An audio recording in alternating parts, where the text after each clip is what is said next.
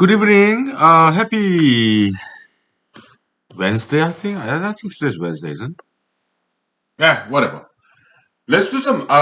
So nowadays we do martial arts, right? Every day.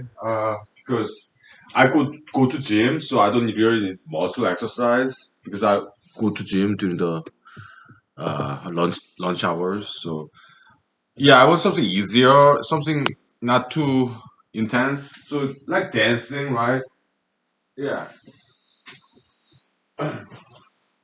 Okay. Let's do like snake style, shall we? Yeah, very slowly, right?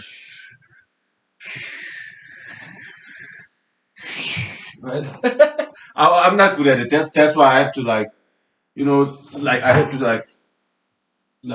do some like right, do some exercise like that, right?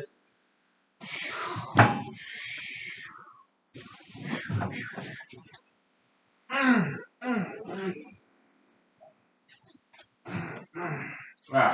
Oh, okay. We take 5 minutes, please. Yeah. Oh, that's funny. Ah.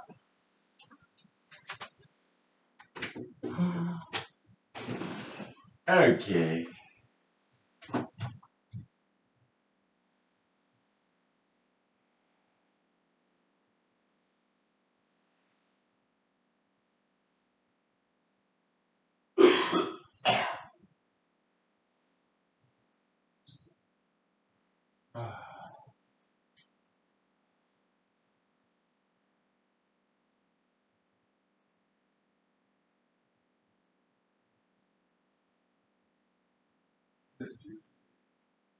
Okay.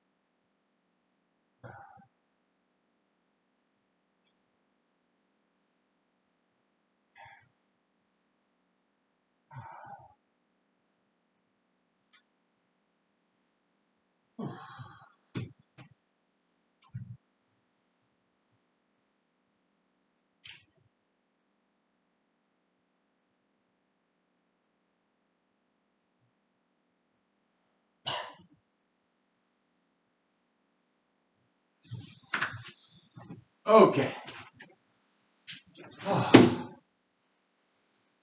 Well, the weather is warming up these days, so I stopped wearing the long coats when I go to work. So Ah, yeah, when weather changes, it's like,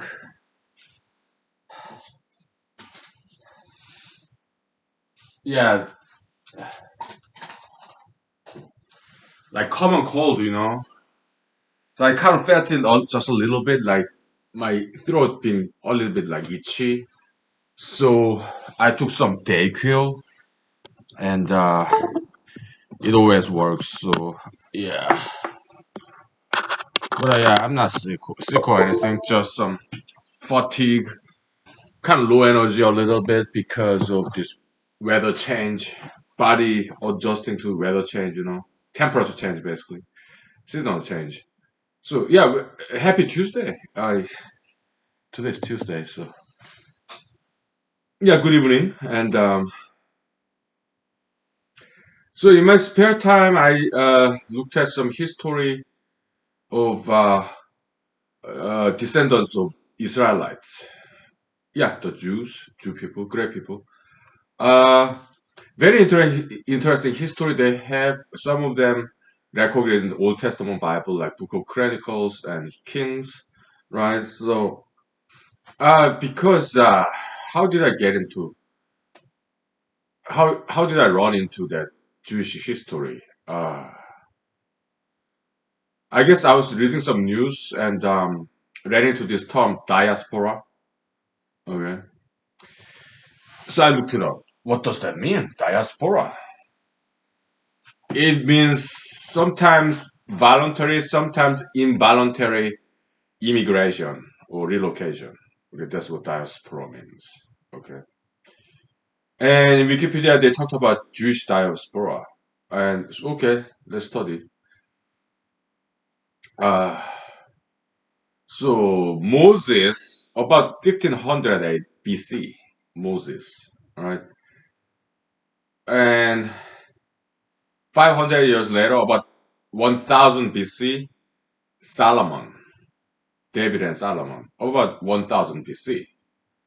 300 years later, 700 BC, that's when Assyrian Empire invaded North Israel. So Israel became two countries after Solomon. Later on, okay, sometime between 100 and 1000 BC and 700 BC, Israel become is divided into North and South, North Israel and South Judah, Judah, Jude, okay, and North Israel they call themselves Israelites, South Judah, the kingdom of Judah, Judea, they call themselves Jews, okay. But common term, Israelite Jews, it pretty much means the same thing. Okay, the descendants of Jacob. Jacob has 12 sons, so his 10 sons, their descendants are the North Israel, and southern descendants. I think it's the descendants of Benjamin and Jude. I think. Okay, that's my understanding. I could be wrong. Okay, so uh, North Israel includes the descendants of Joseph. His two sons, Manasseh and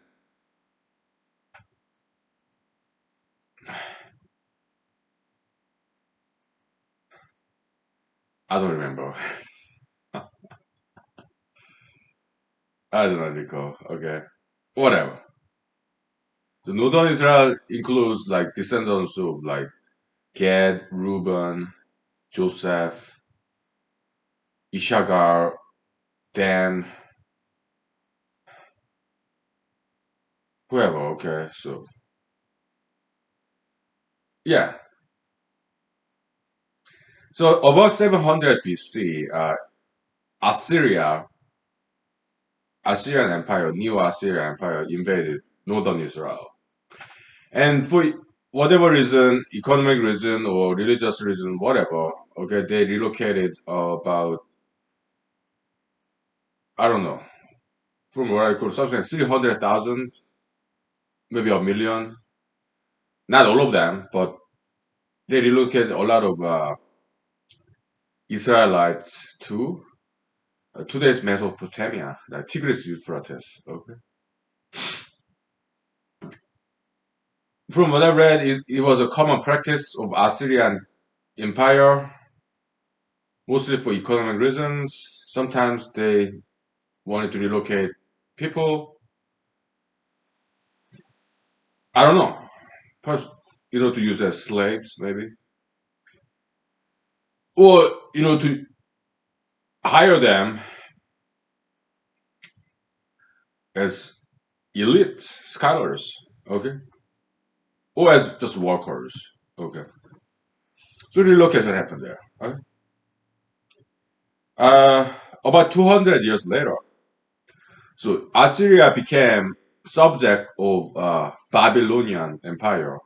And Babylonian Empire about 200 years later, 500 BC, they conquered South Judea and they relocated Judean people, probably not all of them, but many of them to Babylonia. Okay.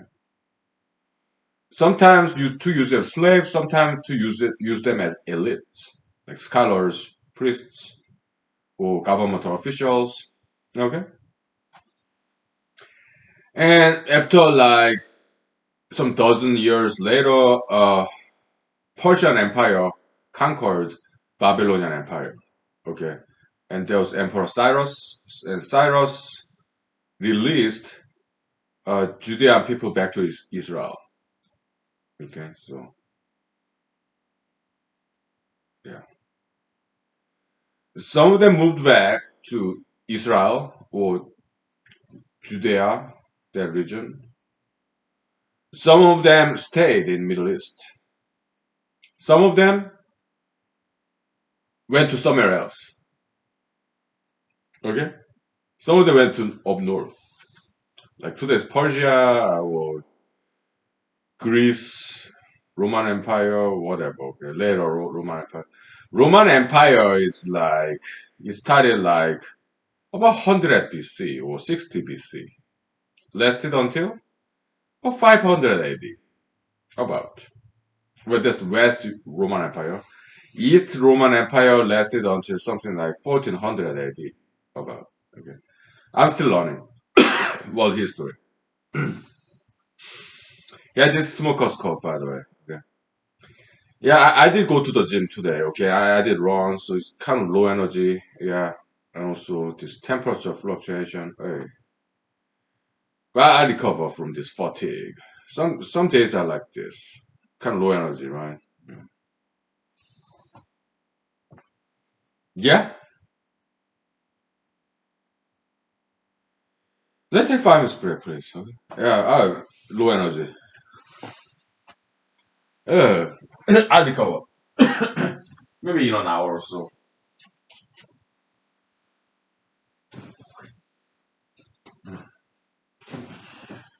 All right.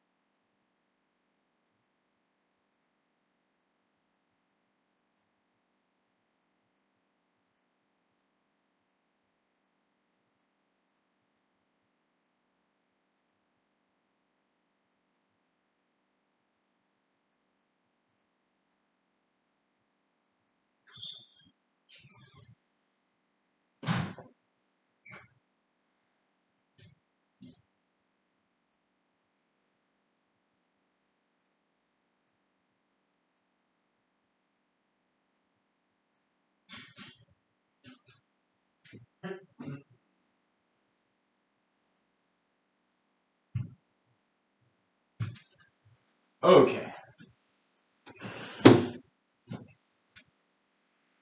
Uh, I had very interesting dreams last night,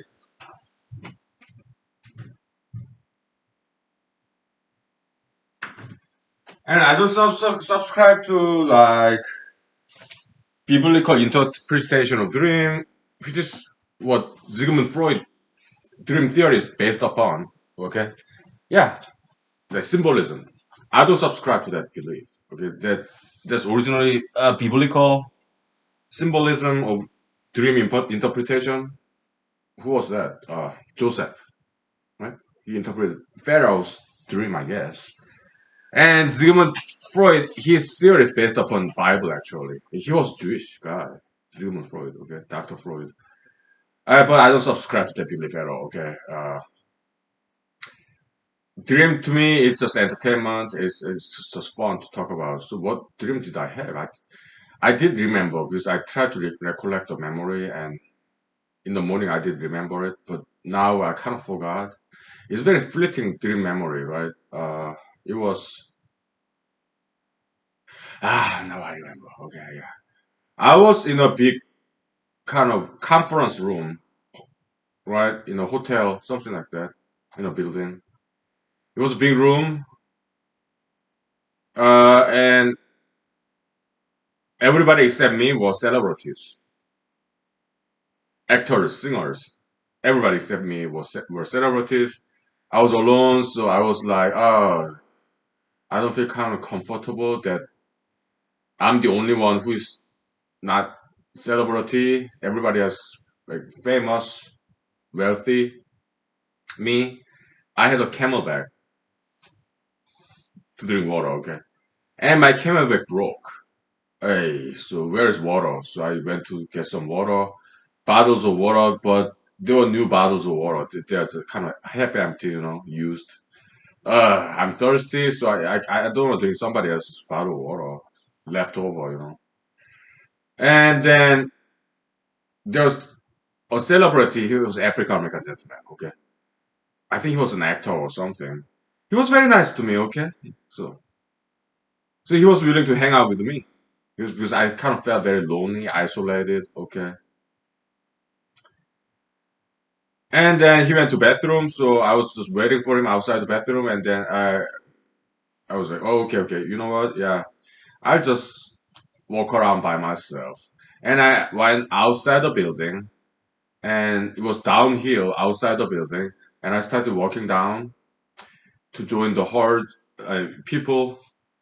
I guess it's some kind of party. Okay, but there are a bunch of people down there, down the hill. So okay, so I went there, and everyone's walking up the hill again. So I was walking up, and then you know how dream goes. It transforms smoothly and very randomly, right? So I was going up the hill, and it started to become like a hiking, mountain hiking full of rocks. That kind of uphill. Okay, okay, and there's so many people. Okay, using those hiking trails. It was rocky kind of trail. So it was very rough kind of hiking trail. So it kind of reminded me of that in here in Alaska, South Central, kind of Anchorage and Matsu Valley. There are couple of very popular hiking places. One of them is Bald Mountain, I think. Oh no, Flat Top Mountain. Okay, I've been there. Okay, it was kind of like that. Okay, there's another popular place called Lazy Mountain. Okay, uh, been there too. Okay, very rocky near the top. It's kind of precarious, dangerous, difficult. Very rocky kind of trail. Okay. So I guess it's based on that kind of memory. Okay, and so in the dream,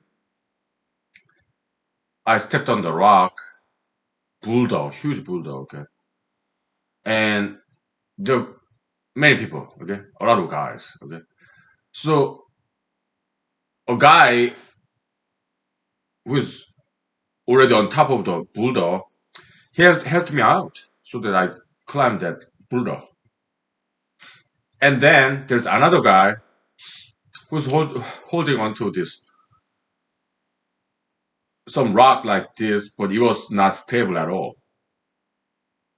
Okay, so and I tried to step back, and there were already too many people behind me, so I could not step back. So I was right next to this another guy who's hugging this rock, which is not stable at all. I was like, and it was scary because I don't want to fall down from this huge bulldog. Okay, and I could not step back because they're jam packed full of people, hikers behind me. So man, I should not have stepped up to this bulldog. Yeah, that was that. Interesting. Yeah.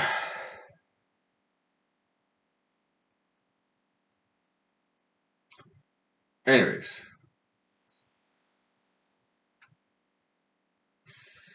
so why did I step up to that rock? Because I guess I kind of felt isolated, and those guys up the rock, bulldog, they were very kind to me. So I went up there, and then I regretted. Okay. So in that dream, I kind of missed the people, friends. Okay. So I went up that bulldog because they were nice to me. Then I regretted it because it was very dangerous place to be. Okay.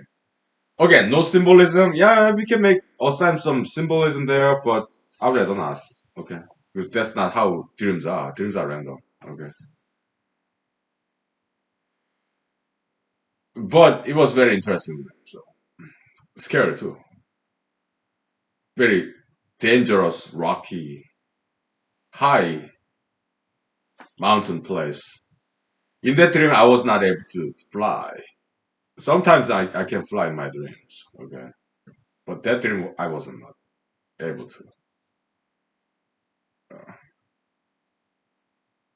anyways, let's talk politics a little bit. So typically, politicians who get elected, they are the ones who raise a lot of money, who can get some media attention, who can do campaign advertisement. I don't think it's necessarily a bad thing because there's some vetting process there. So voters, they typically vote for somebody they saw on TV. I mean, I kind of made fun of that.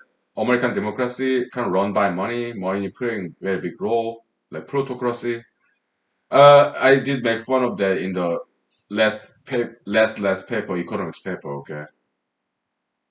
When I was comparing communist country and democratic country, okay? So, but thinking about it, it's not necessarily a bad thing because it's kind of, it can be thought of vetting process. If a candidate raised a lot of money, that means that candidate has been approved by a lot of political investors. Yeah, the campaign donors. Okay. So people who saw them on television because they raised a lot of money enough to advertise in radio and television, newspapers, internet, okay? They kind of feel comfortable voting for that person that they saw on political advertisement because at least they know, yeah, they saw what this candidate looks like. This candidate is not crazy, he's not a criminal. A lot of people donated their money to them, so maybe there's some vetting process there. So maybe it's safe bet, right? Yeah, there's some rationale there. Yeah, some justification I'm making here. Yeah, maybe it's not so bad, right?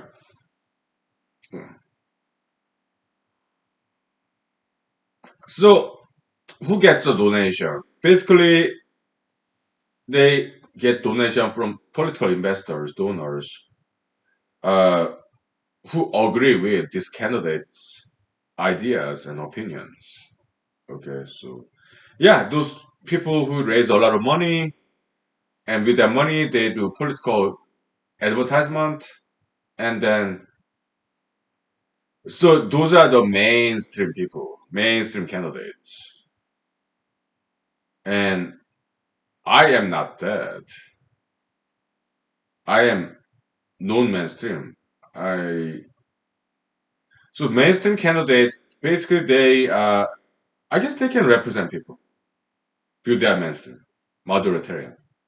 So maybe it's not a bad idea to vote for them. Okay. Because in democracy, it's about representation of common people, right? Okay. Majority. Maybe it's not such a bad idea. Yeah. I mean, I put my photos in like social media and stuff, and I mean, maybe my hairstyle kind of look like a crazy guy. Huh? Hey. So I don't blame voters who don't vote for me. Okay, because I am not mainstream kind of guy. Yeah, I ideas that's different from mainstream.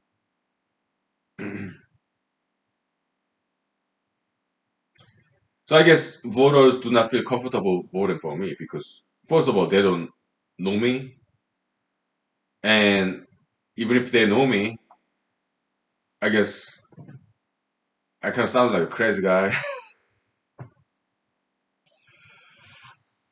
very unpredictable, and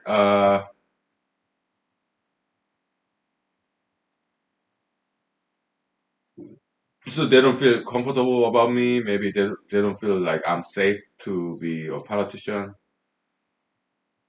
Unknown, too many unknowns, and I can understand that. So yeah, maybe they're right. Maybe I should not be elected. I'm okay with that. Yeah, yeah.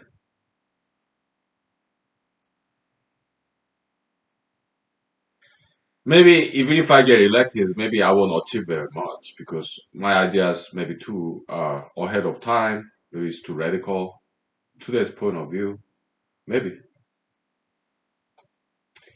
Maybe I won't be effective politician at all, even if I get elected. Yeah, maybe they are right. Okay. So, yeah, I have no objection if they vote for somebody else. Yeah.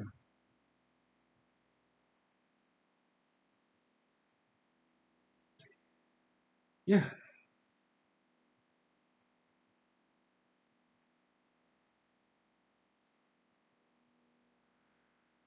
I'm okay with that.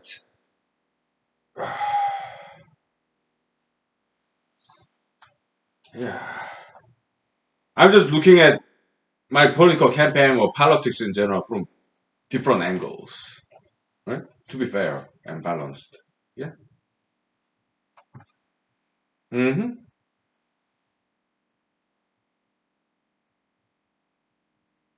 Hmm.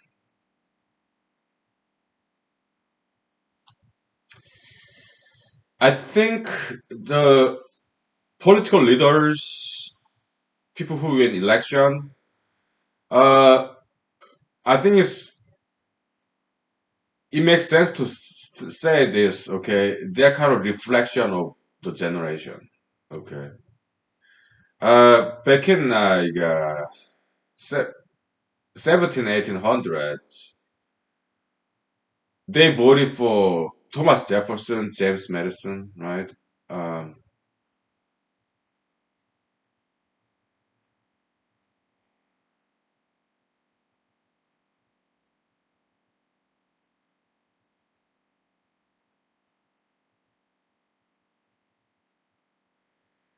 is it fair to say back in the days, general public used to be more educated? Maybe they used to love reading books. Well, first of all, they didn't have any television, right? Did the invention of television, internet, radio, did it make people more intelligent or less intelligent?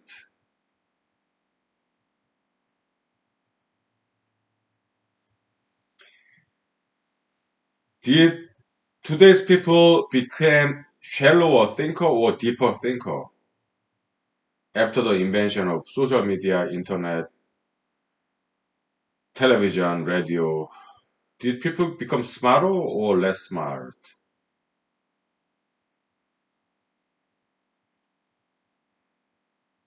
I think it's a fair question to ask.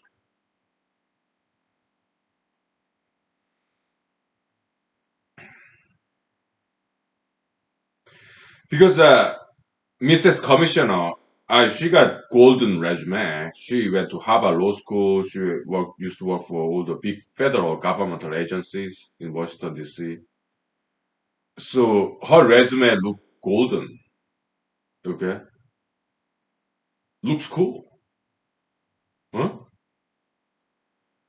Let's say if I mean I don't think it's too unfair that she get a lot of media attention. Okay, because she worked very hard and she's getting paid, compensated for her hard work and her diligence to go to Harvard Law School to graduate from it and to work for those big federal governmental agencies. It takes tremendous diligence, discipline. In that sense, she's quite a strong person. At least she can work very hard, right? And my personal strength is different kind of strength. So I don't think maybe I was wrong, unfair to say that she's weak and I'm strong. She's weak. I don't think that's fair to say, huh? Yeah, it's she and I we have different kinds of strengths and weaknesses. Okay, maybe Mrs. Commissioner is better suited for the job or U.S. Senator. Maybe. So if people vote for her, yeah, I don't object at all. Huh? Maybe she'll do better job than I would. That's possible. Yeah. I'm kind of low energy too because I overate. Well, not overate maybe, but I just ate okay dinner, so I'm still digesting it. So yeah.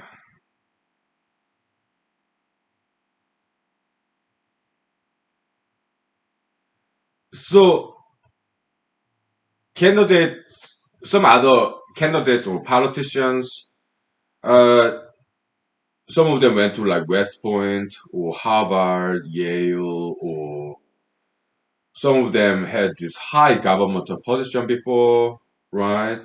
Or some of them used to be Marine, Special Forces, or some pilots of big airplanes and whatever, right?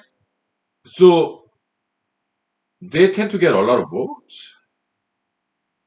Like on resume, their past experiences, if they're like some are very high, kind of golden, glittering, shiny resume. I mean, Mr. Trump, his resume, yeah, the real estate developer, the Trump organization, Apprentice TV show, and something very big, larger than life, right? Yeah, I guess voters find that kind of like fancy resume kind of type of candidates very attractive. Maybe they see them as some kind of evidence of capability and success, which they may think, yeah, so extrapolation, projecting the future based on this person's past achievement. Maybe it's not too unfair to vote for them. Hmm? Yeah, okay. Yeah, I'm just looking at the same issue from different angle. That's all. Okay. Yeah.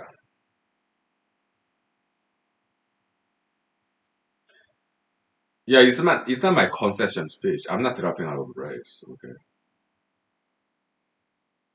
Just look at from different angle, just to be fair to other candidates or politicians. Okay. Yeah. Okay. Let's take 5 minutes, please. Yeah. Yeah, I'm recovering from this digestion now. Yeah, it'll take about an hour, 30 minutes to get back to normal energy level. Okay.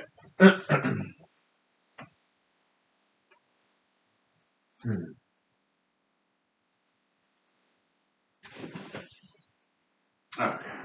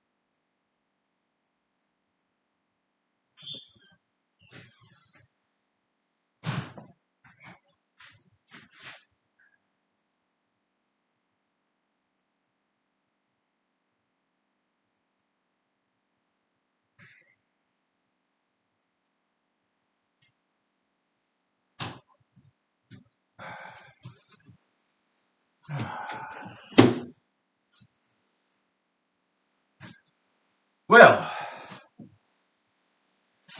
so maybe it's not as simple as I have thought.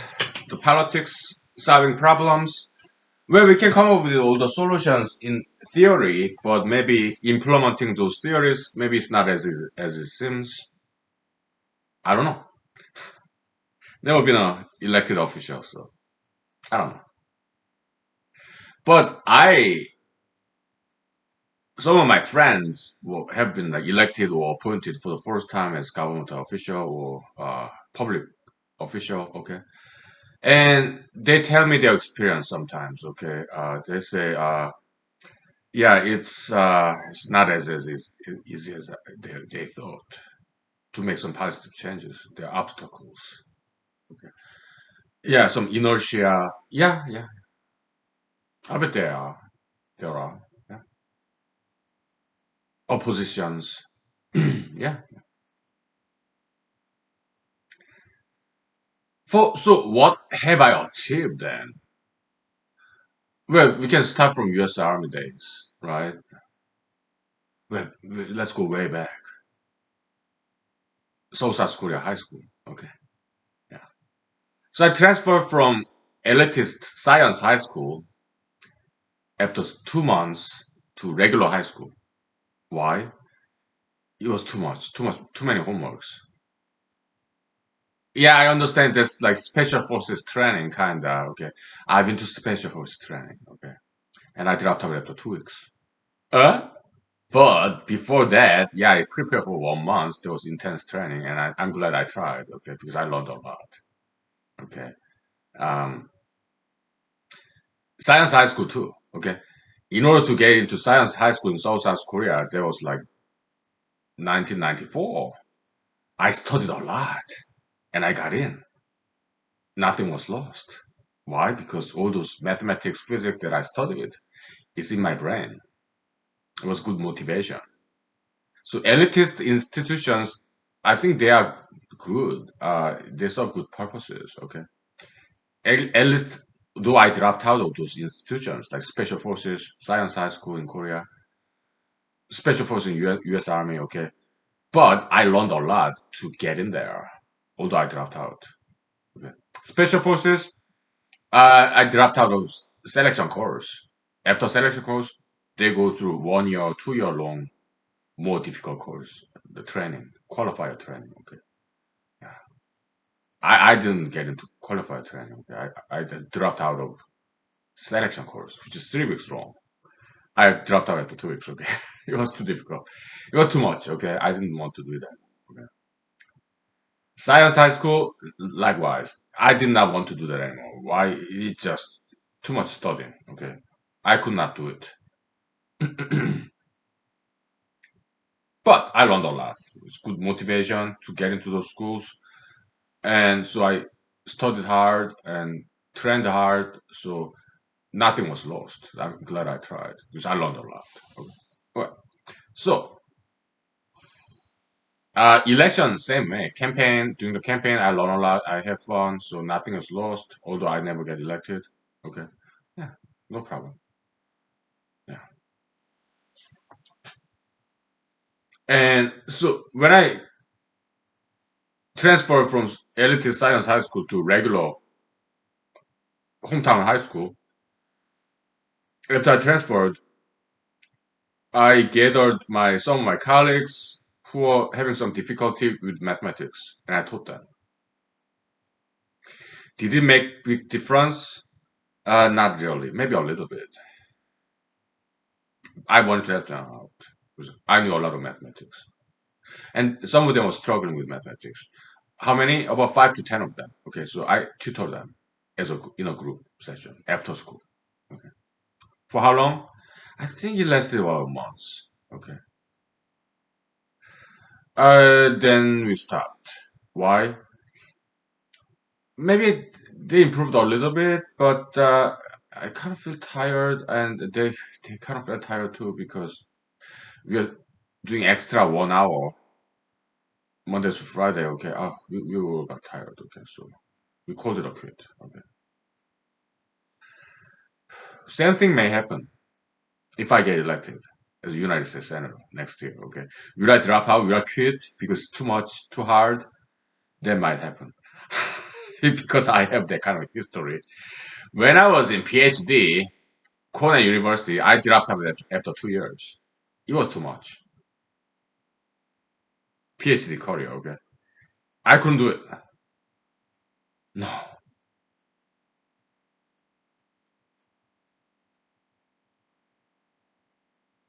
How about law school?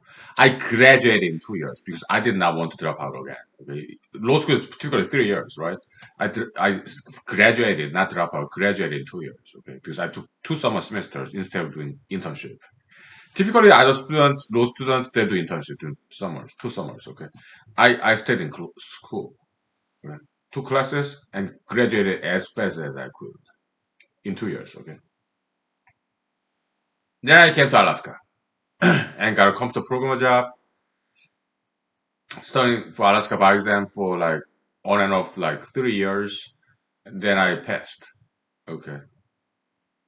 First time missed by 1 point, so 6 months more studying with some help of my friends who are already lawyers who already passed the bar, okay. Then I passed with comfortable margin. That was like 3 years ago, 2018. Yeah, 3, 4 years ago, something like that. I guess 3 years ago, huh? Okay, whatever. So,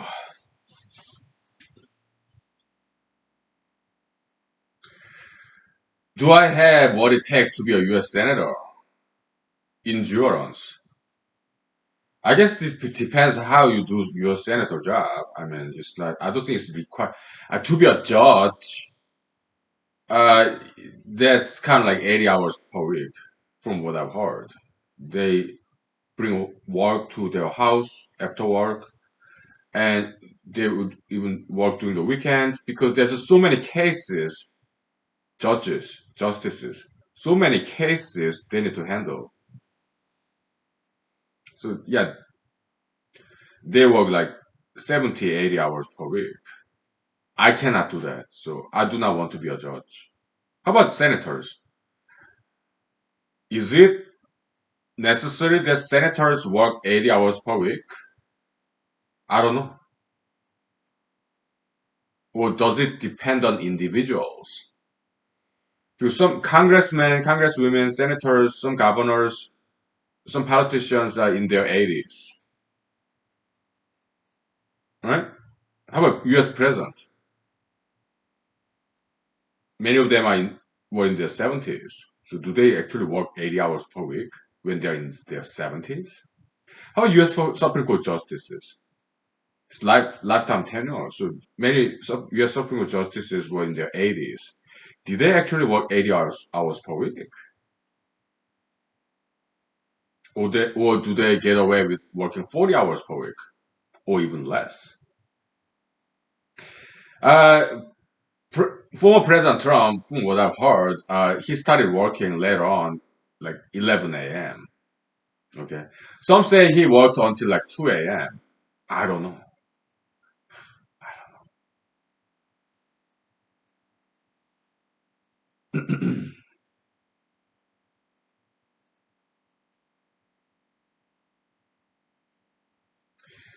So, do I have what it takes to be US Senator or US President? Do I have that kind of endurance, stamina? Well, if I become US Senator, I will never work more than 40 hours a week. That's not going to happen. I may even work less than 40 hours a week. And is that feasible? I think it can be because if I delegate, I mean, US senators, how many the staffs, employees in US senator's office?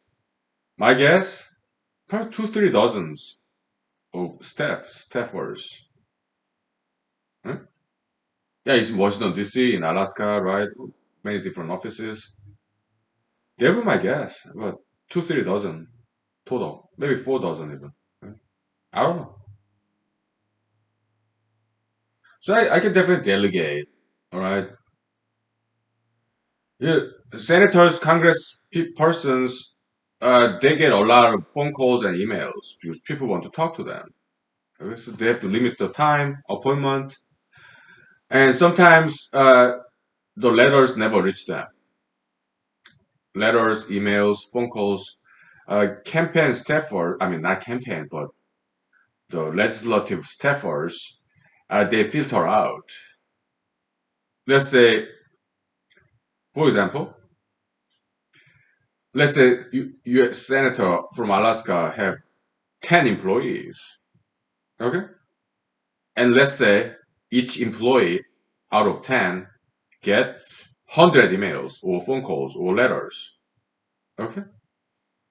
So they filter it out and so they read or listen to phone messages or emails, 100 of them. Okay? Maybe they will present the top 10 to the senator every day. So then there will be like 40 messages. I mean, no. 100 messages. Okay.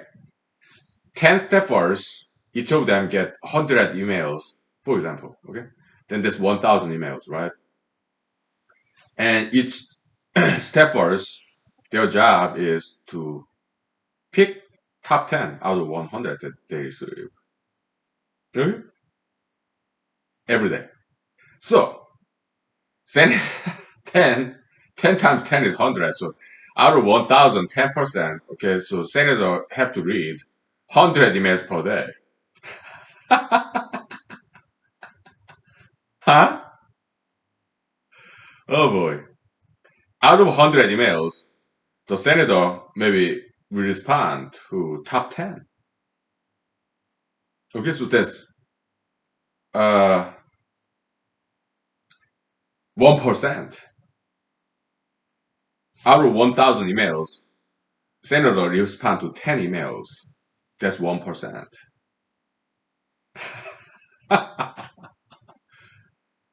Okay, so 10 emails per, well, senator read 100 emails and pick top 10, the emails think he's, that he thinks most important, okay?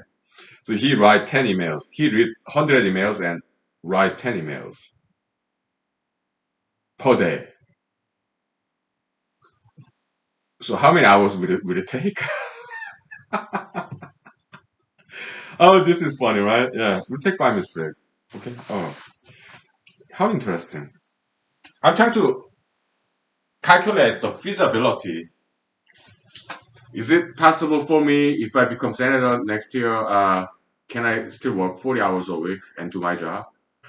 Let's see. Let's calculate, okay?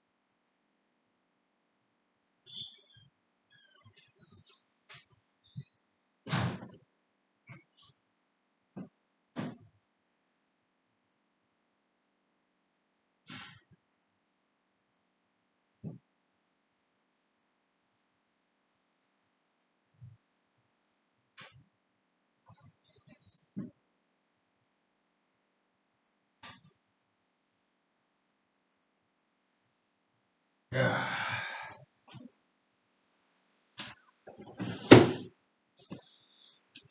So,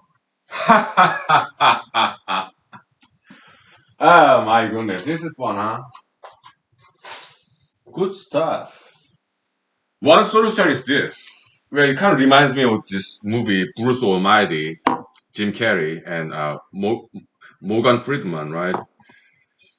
One solution is this, okay? What if I don't pay any attention whatsoever to emails, phone calls, letters? Just ignore them. Just delete them. Oh, well, not delete them, archive them.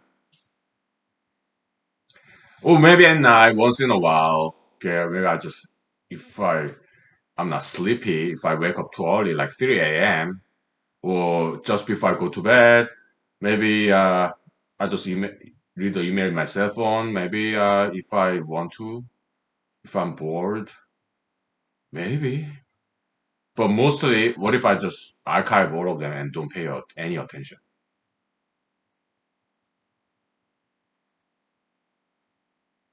without addressing any concerns from citizens?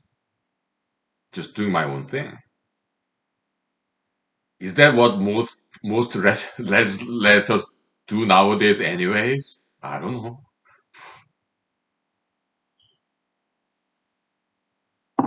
Have I written to email to legislators? Yes, both federal level and state level.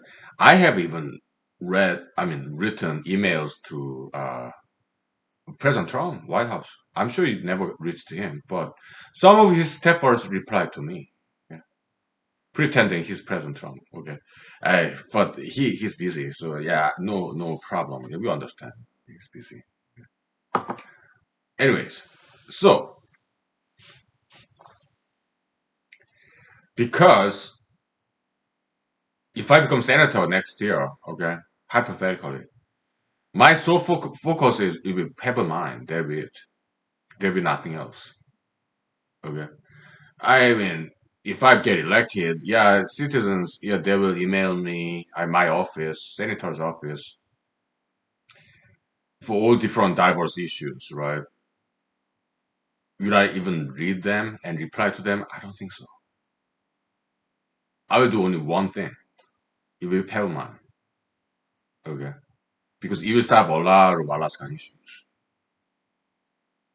Okay.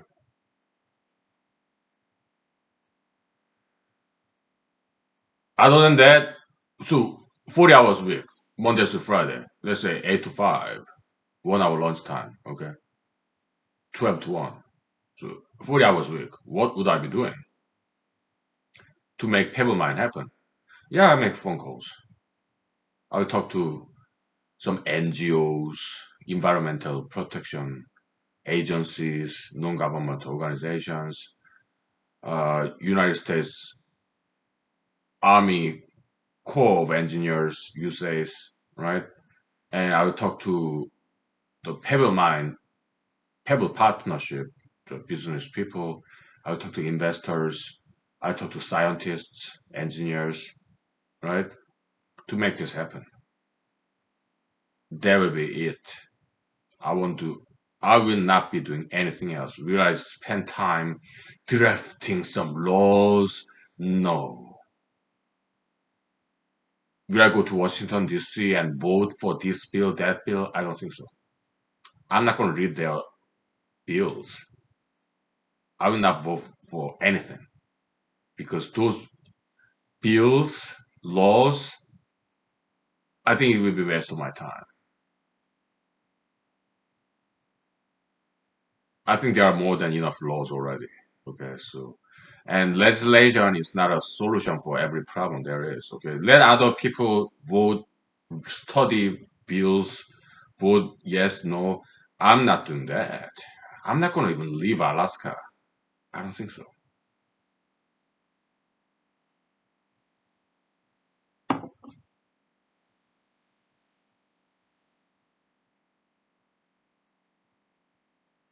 But Pebble Mine, I think I can make it happen. Mm. So I use my power and influence as a U.S. senator of Alaska. Okay, I think I can make it happen. How long will it take? Less than 2 years. I may have to go to Washington, D.C., okay, to talk to President Joe Biden and other senators, both Democrats and Republicans, okay, to get their support because we'll need everybody's support on this. Pebble mine, okay, and yeah, then I go to Washington, D.C., okay, just to talk to them, okay, and assure them that Pebble mine will be safe. It's not going to hurt any salmons, okay, and it will save a lot of Alaskan lives, okay, so all Pebble mine needs to do is to hire some scientists, engineers, inventors, okay, to make this pebble mine safe and clean. That's what they gotta do. Yeah, I will not do anything as U.S. senator. Okay, so that will be my one and only thing. Okay, and they can solve a lot of problems. Okay? Just bring money in to the Alaska, invest more money, international investors. Yeah, bring money in to Alaska, build a pebble mine, and make money. sell gold, copper, molybdenum, create jobs, make money, and use that money in order to solve other problems like crimes and homelessness, okay, or drug addiction. We need money to solve those problems, okay? Money can help a lot, all right? So yeah, I work with state legislators, executives, governmental people, NGOs, business people. Okay, that will be what I'll be doing as a senator for 2 years. After 2 years, I'll be still working as senator, but at the same time, I run for president. Year 2024. Right? I will work as a senator all the way on if I get elected as U.S. president in year 2024 until I fly to Washington D.C. and swear in. I'll be working as a U.S. senator. Okay, I'm not gonna quit for campaign because I don't spend too much time in campaign. Okay? Some interviews, some writing to newspapers. That's it. Some radio talk show interviews. That's it. Yeah. I keep my campaign very simple and passive.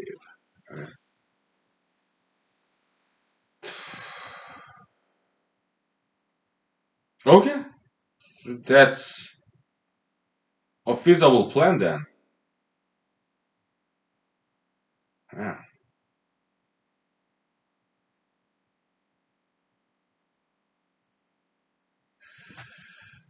Yeah. So yeah, sounds like a good plan. Although this kind of campaign, I mean, promise will make me less likely to be elected. But that's I already said it. Okay. Will I write this down and put somewhere in the newspaper? I don't think so. I don't do that enough. Okay. Maybe some other time. Okay. Yeah. Maybe next month or so. Because I don't want to write to newspaper too often. Because I don't want to deprive other people's opportunity to express their ideas in newspapers. Okay. I don't want to monopolize newspaper slots. Okay. That's not fair. Let me have some red wine. Okay. Actually, let me have some beer because suffering from indigestion, overeating. Yeah.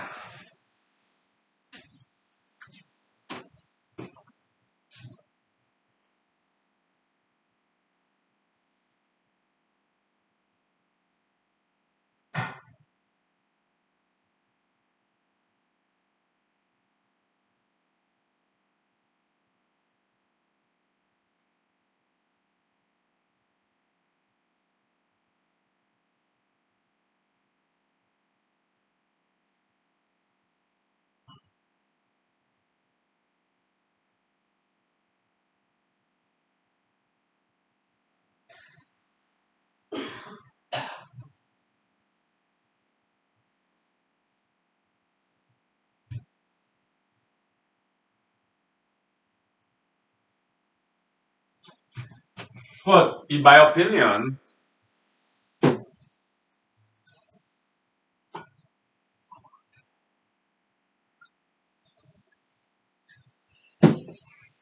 what do legislators or presidents, governors, what do they do? Do they read emails from common citizens? Maybe some do. But my guess is that most of them don't. It's just that I'm more being upfront and honest about it. So that's the difference. Okay?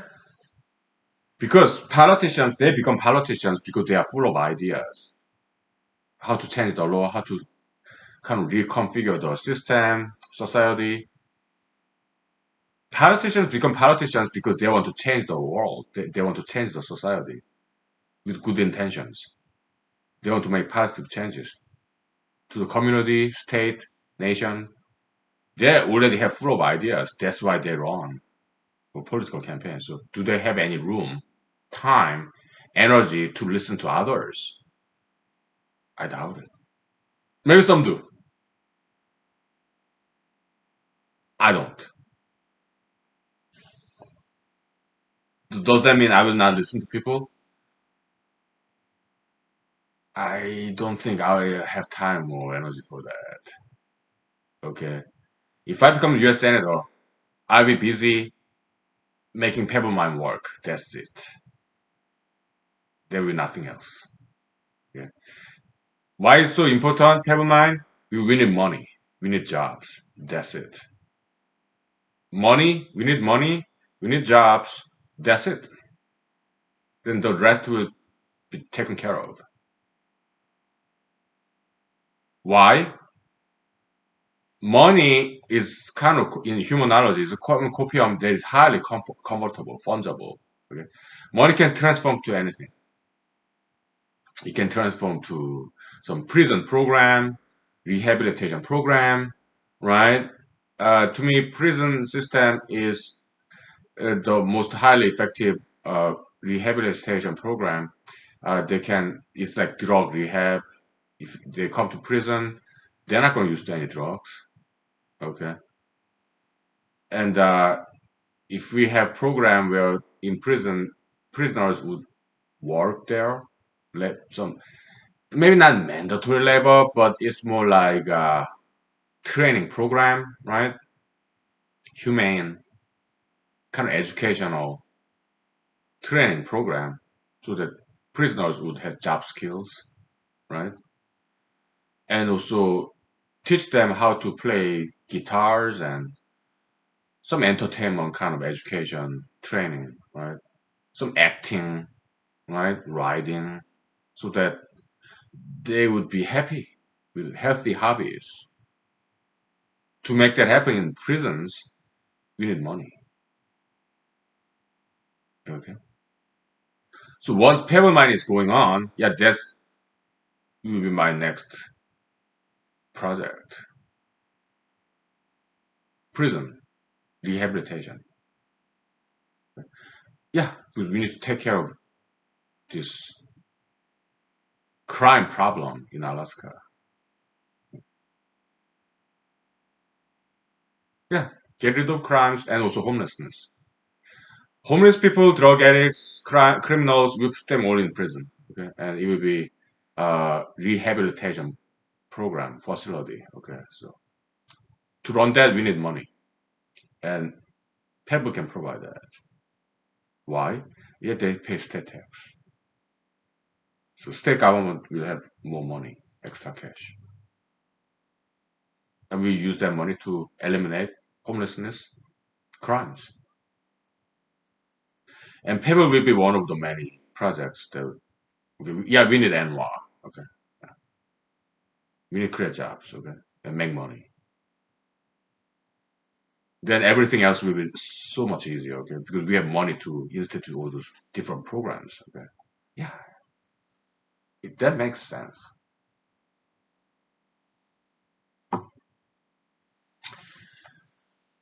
Well, last year during my campaign trail, I ran into some voters who expressed concern about workers' compensation system, healthy insurance problems.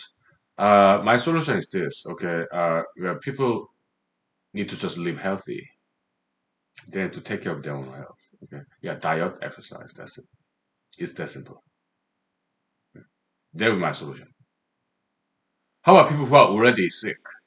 Well, they can still do diet, start doing diet and exercise. Okay.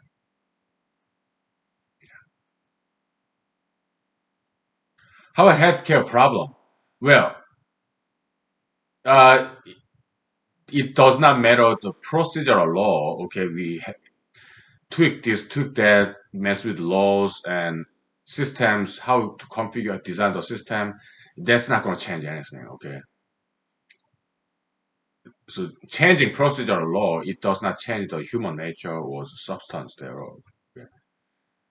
That's common misunderstanding. Okay, as smart of a person as James Madison, he tried to prevent factionalism by designing of U.S. Constitution. He failed. That was his error. How the system is, procedural law, how the law is in general, it It may make a little difference, but not much. Okay, we have to go to the root of the problem, the substance. Okay, factionalism. The problem with factionalism can only be solved by education about what ideology is. Okay, yeah, that's a whole different topic, right? That's ideologics, humanology. That's a whole different topic. But yeah,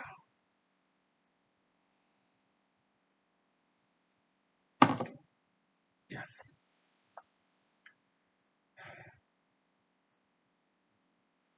How about the people who have no money to pay for insurance? We already have Medicare, Medicaid. Okay, the system is already in place. Now, is it perfect? No. Then what do we need? We need money.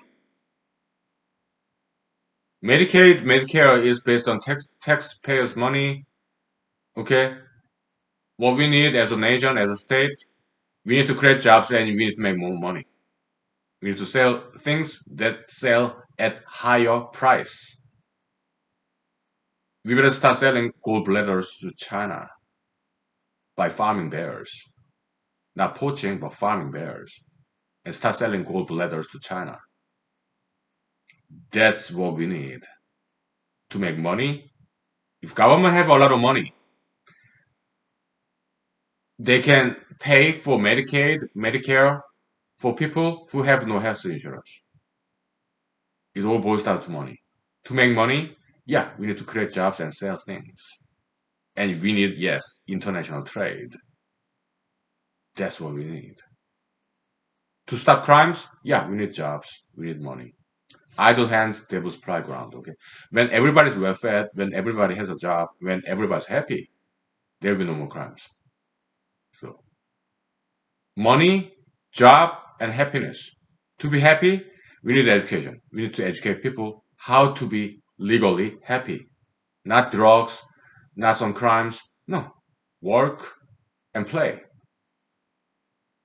We need education. We need to educate people how to play, how to be happy.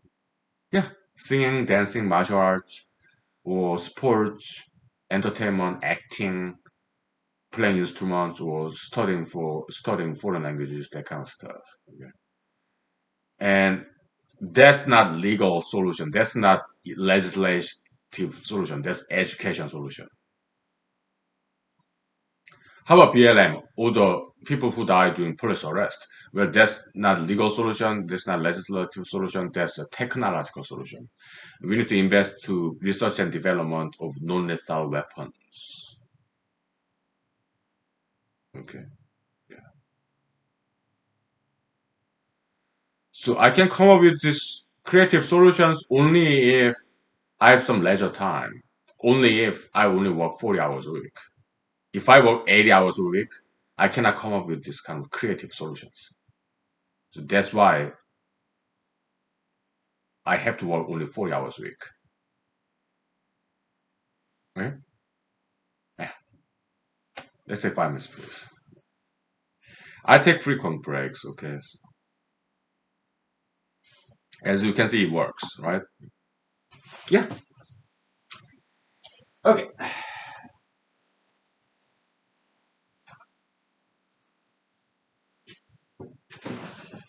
All right.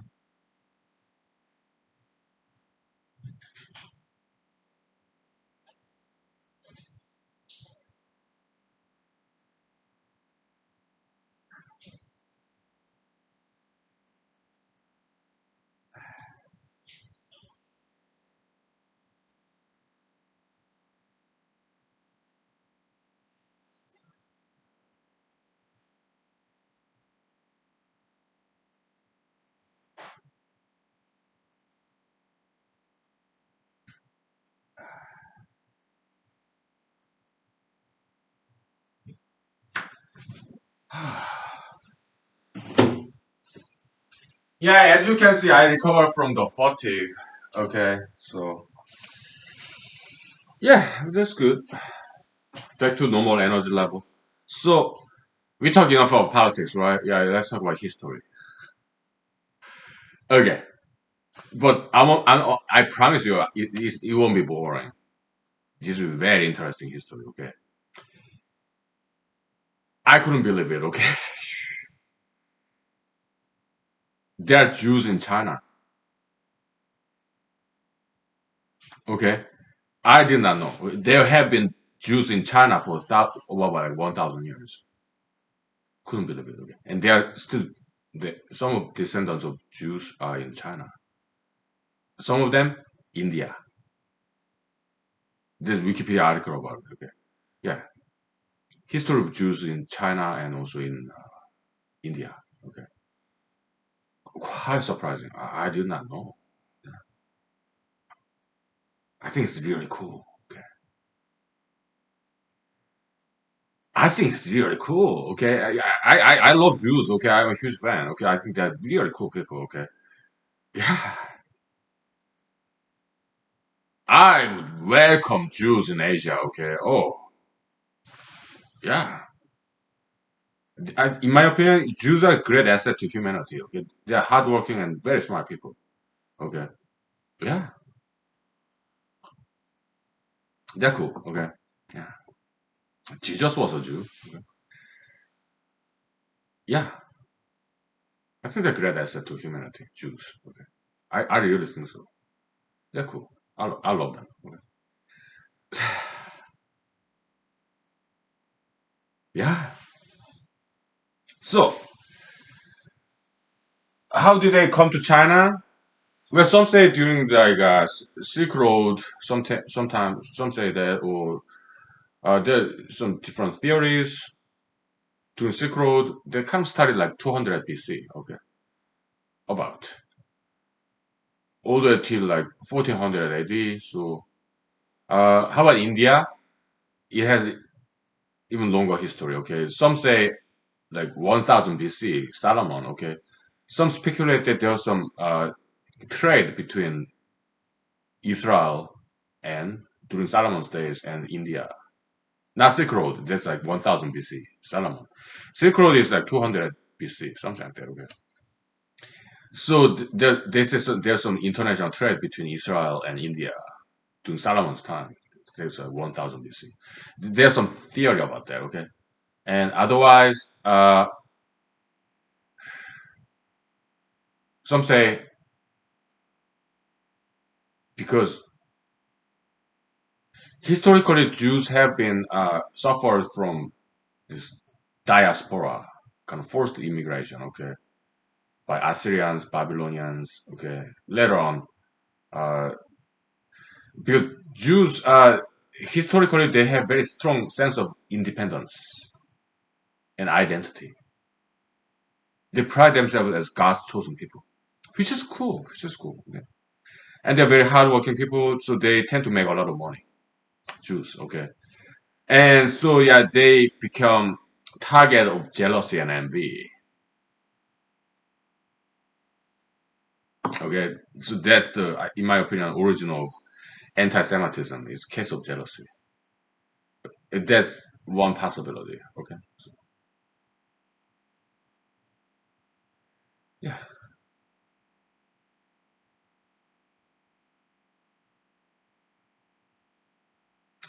During the World War II, all right, there's this Japanese ambassador to today's Lithuania, I think, some Eastern Europe. Okay, uh, during the World War II, like 1940.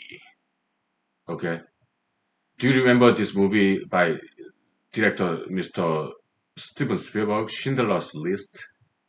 Uh, I think I watched it in Seoul, South Korea back in 1990s, I think, in the movie theater. Okay. Uh, it got multiple Academy Awards and whatnot. What's that movie about? It's about this German guy, kind of wealthy businessman, I think. Okay. Based on true story, he saved a lot of Jews during World War II. He basically purchased them, bought them out of concentration camp from Germans. Okay, uh, so he saved a lot of Jews by paying German uh, government. That's my recollection. Okay. Now, so that's Mr. Schindler. Okay, of Germany, I think. True story, right? Yeah, the movie Schindler's List. Now, there's another similar story that is not as well known because it never made it into a movie. Okay, I guess. Okay. But in the future, yeah, I guess some people can make movie of that story. True story. Okay. The Japanese ambassador in Lithuania, I think. Okay, during World War II. Yeah, Japan and Nazi Germany, they were allies in World War II. But there were some good Japanese who used to work for that evil empire Japan in during World War II, the ally of evil Nazi Germany. But they were good Samaritan Japanese in Europe. Ambassador. His name, Mr. Something like Sugihara, something like that. Okay, Mr. Sugihara. So he issued visa to East European Jews, mostly Polish Jews or Russian Jews. I don't know. Okay, East European Jews, so that they would have this trans-Russia, trans-Soviet Union train all the way to Vladivostok. That's like eastern coast of Russia, so that they can move to Japan. From what I recall, he issued about 1,000 visas to these European Jews so that they escape Nazi Germany concentration camp. Okay, so they estimate that about 6,000 European Jews were saved by him. Why? Because they issue one visa to head of the household, then all the family members can come with him. From Lithuania, to Western Russia, to all the way to Eastern Russia, and then take a ship to Japan. When I read that, yeah, I did cry because so moving, touching. Okay, it did happen. So that Mr. Sugihara, he went against Japan's Japanese government's order. He issued a visa anyway to save lives.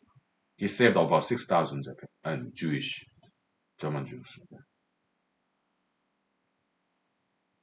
He was not the only one who helped out. Obviously, Russian government helped them too.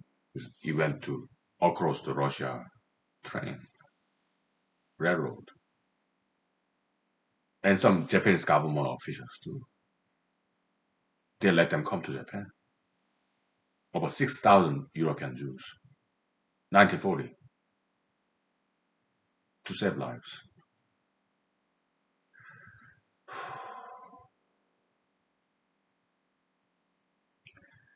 And after they arrived, about 6,000 Jews back in 1940, World War II era. Okay, they arrived in Japan and they went other places like Brazil, America, China, or different places, and the rest is history.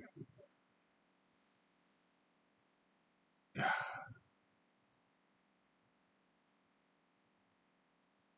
War makes or hero, right? Yeah, wars they make hero. Okay, so yeah,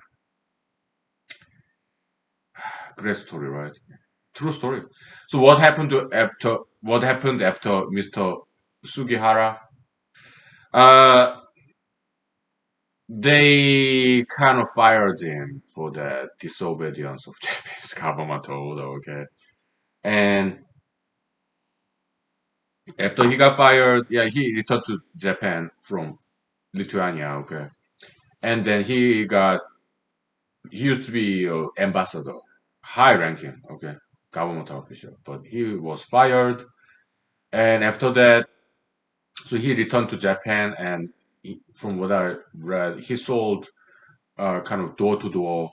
He sold light bulbs, door to door salesman. Okay, and some manual labor. Later on, he got a job as a kind of manager of grocery store, kind of US Army post exchange, something like that. Okay, because he spoke multiple languages, and later on, he got a job because he also spoke Russian. Okay, got some job in Russia, I think, and came back to Japan, and very unsung hero for a long time, for decades, right? And then they rediscovered him. I think some Jewish community in Japan, they rediscovered him. And they alerted Israel government, and they invited him and his family to Israel and awarded him, and also gave some scholarship to his son, and uh, he got recognition internationally. Later on, even from the government of Japan, after World War II is over. For decades, he was forgotten.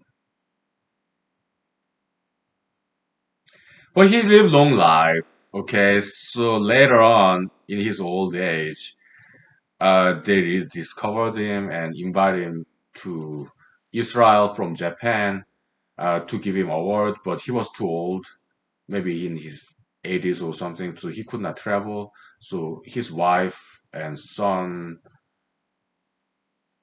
visited Israel to receive the award on his behalf. And he was internationally recognized in Lithuania, in America, Canada, by these Jewish communities, Japanese communities. Okay, so some even streets were named after him, and some museums built, memorials, parks to commemorate him.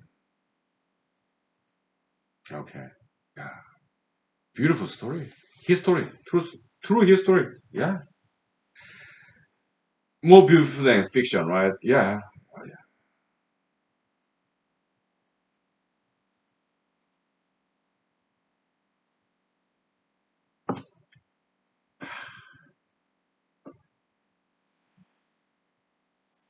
Really cool story. Yeah, history.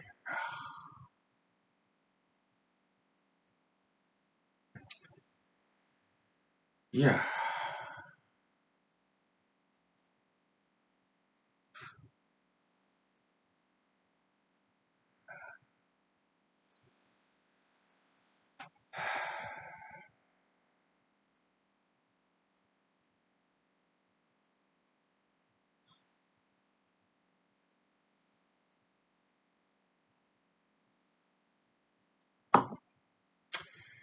he's Japanese. Okay, had nothing to do with Jews ethnically. Okay, but as a fellow human being, he felt sorry for thousands of Jews who is about to be killed by Nazi German people. He was risking his life, his family's lives, definitely his career. Okay, But he took the risk anyway to save, yeah, thousands of Jews. He saved like about 6,000 Jews by going against Japanese government order. And he lost his job, okay? He could have just turned a blind eye. He would have kept his job. And then World War II is over. He returned to his Japan and kept his governmental job and maybe get promotion and but he didn't. And he knew it. He did it anyway. Because he has moral conscience. He's not a selfish individual who just obey superiors. I'm not sure what his religion was. Was he a Christian? Was he some Japanese Shinto traditional religion? Did he have any religion? Did he believe in God? I don't know. But he did have moral conscience, ethics,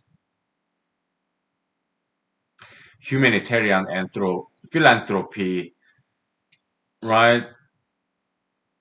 So he took the risk and saved 6,000 Jews. After that, yeah, he lost his job. But he did not die.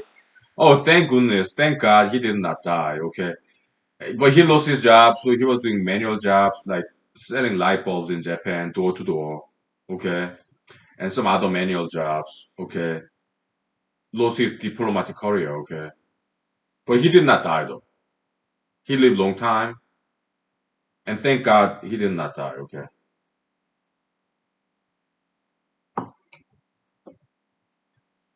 And later on, he was honored internationally during his lifetime, later years in his life. Isn't it such a beautiful story? So, moral of the story, okay, just one of many morals of the story, lessons of the story. It pays to live very long time, okay? It pays to live very long time, okay? And it does pay, maybe not always, but some other times, okay? It does pay to do the right thing, right? Maybe not always, but sometimes it does pay to do the right thing and to live very long time. Okay. Look, Japanese, they smoke cigarettes, they drink alcohol. So does Taiwanese, Koreans, Chinese. Okay. They are known for long, healthy lives. I understand COVID-19 started from China because they eat some poached animals, strange animals. Okay. I object to that. I think Chinese people, they should start farming those animals. And if they're going to eat them, no poaching. Okay. Farm them. Okay.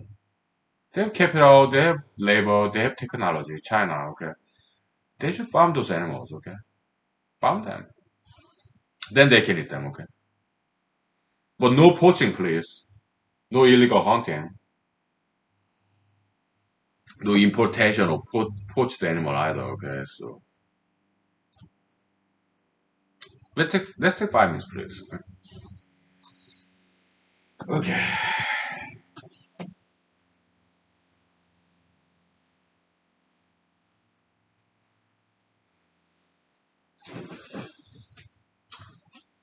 Uh,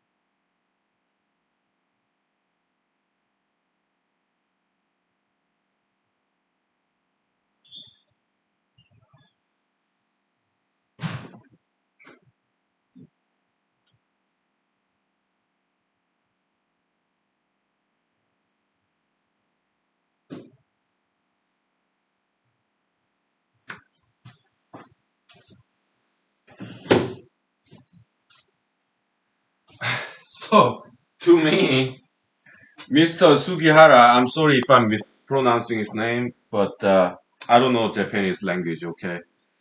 To me, he should be touted as, recognized as, by Japanese government as number one hero of Japan. Why?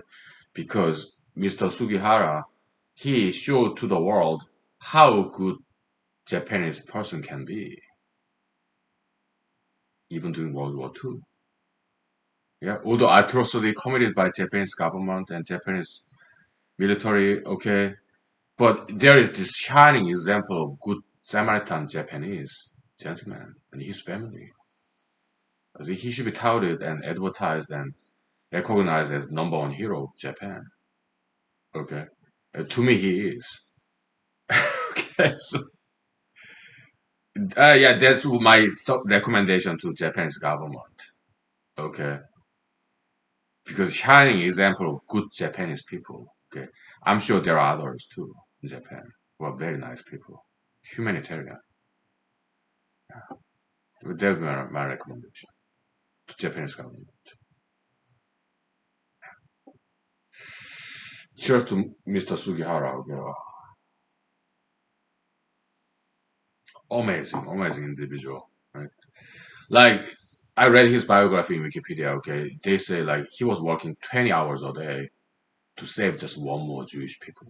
Okay, to issue this visa, and as it was his time to leave because this during the wartime. Okay, in the train, he was just rubber stamping this plain paper so that on the train as he leaves, okay, and throughout of the train window as train is moving away, okay, to say one more Jewish person.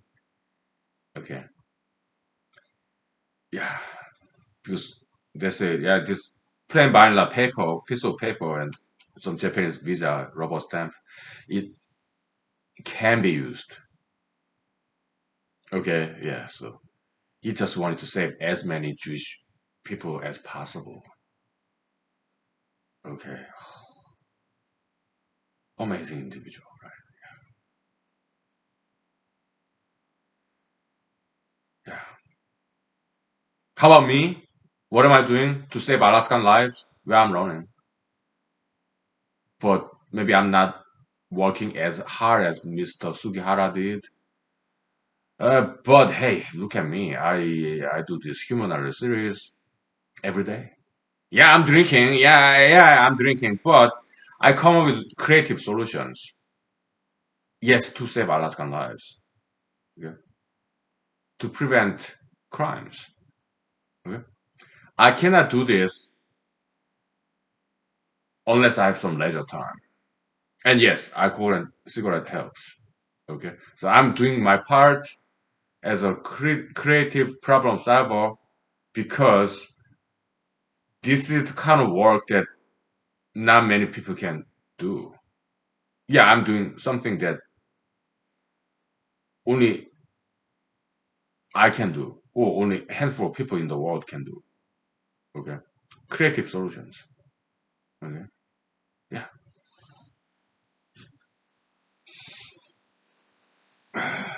I'm doing my part. Okay,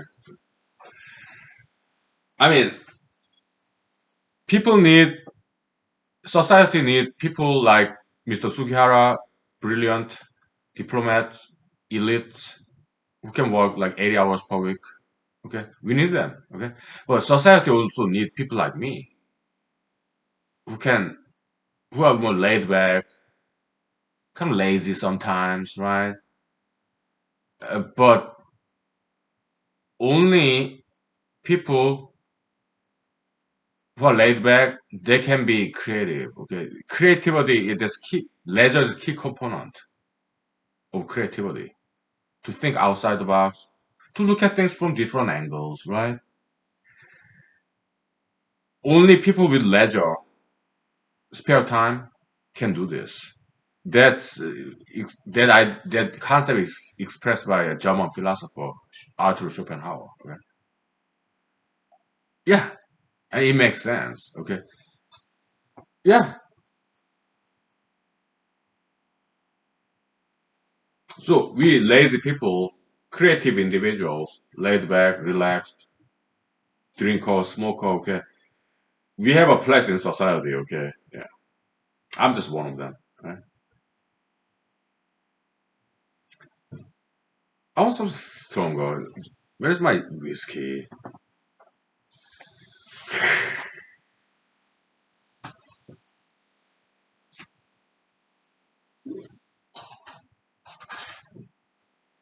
I mean, we are not recognized, but we achieved a lot.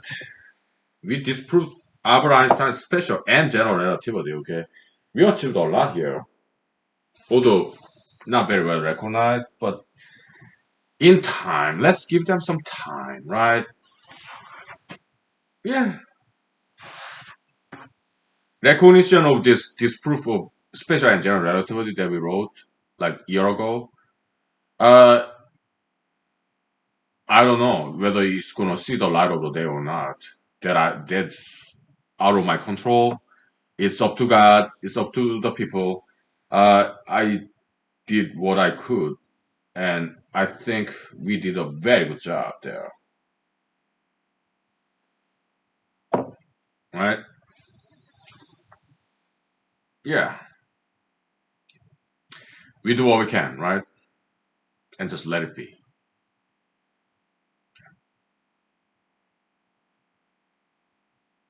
Because the inertia of time and space, okay, that's not something a person can change. Okay,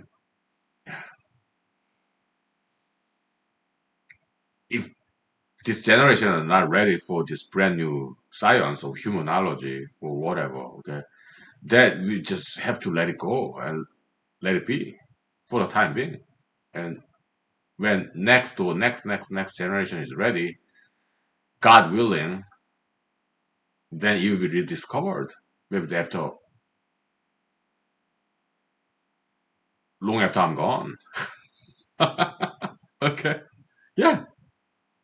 Well, that's how human history works, right? Yeah. We cannot control the humanity. There's just too many of them. Okay.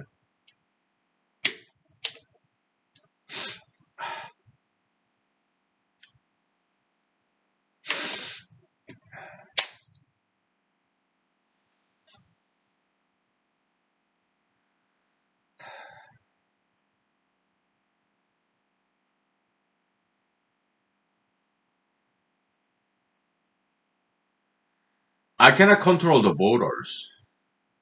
So who voted for me last year? 110 kind and generous ladies and gentlemen. Uh, Probably people who know me. More than 110 people know me. Okay. The 110 of them voted for me probably because they liked my idea. They kind of agree with me. Okay. So I think they're extremely smart individuals, most likely smarter than me. Okay. Uh, Also, some other voters, maybe they did agree with me, they liked me, they know me, but they had to vote for their friends or family members because they're also running. Okay.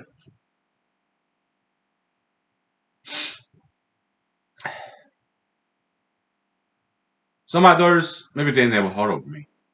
Okay. Because I don't do campaign advertisement. Okay, I just write to newspapers, some radio talk shows. That's it. Some newspapers. Okay. Will I ever do campaign advertisement? No. Will I ever take donation? No. Why? I'm a Puritan, purist. Uh, Zero penny campaign. I'm also an experimentalist. I want to experiment with this idea.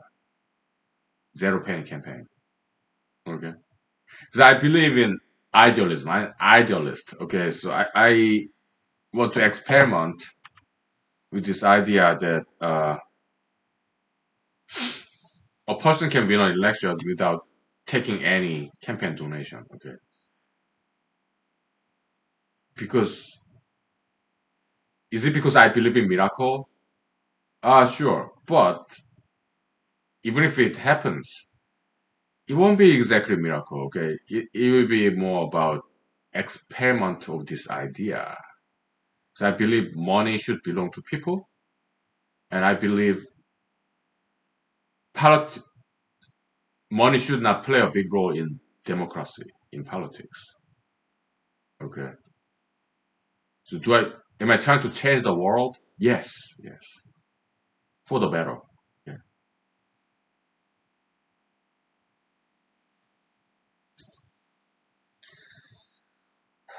yeah,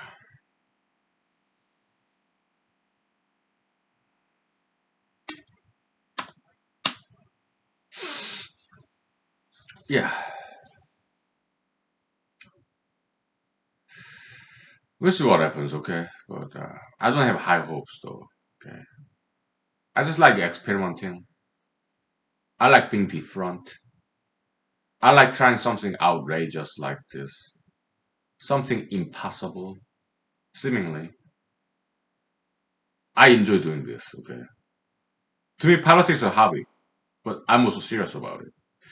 Hobby, when you are engaging in a hobby, it could be gardening or game playing, maybe Dungeons and Dragon, or but when you play those hobby activity, you're serious about it, right?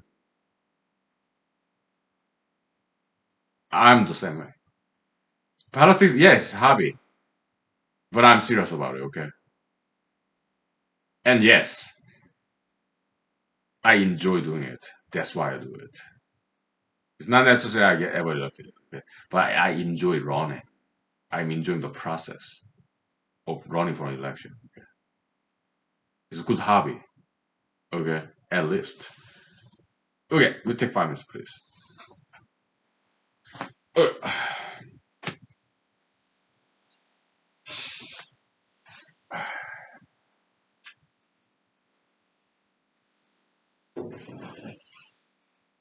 all right.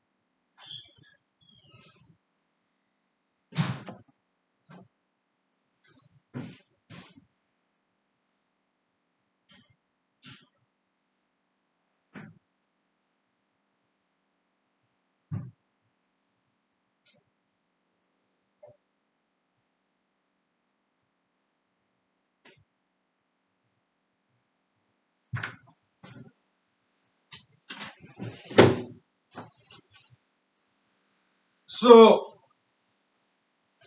let's talk about PFD, permanent fund dividend. That's oil and gas money that Alaskans get, like maybe 1,500 sometimes, 1,000 sometimes a year.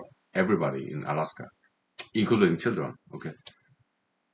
So PFD in Alaska, typically Republicans are for it. Democrats typically they want government to take some PFD money and invest in social program. Okay.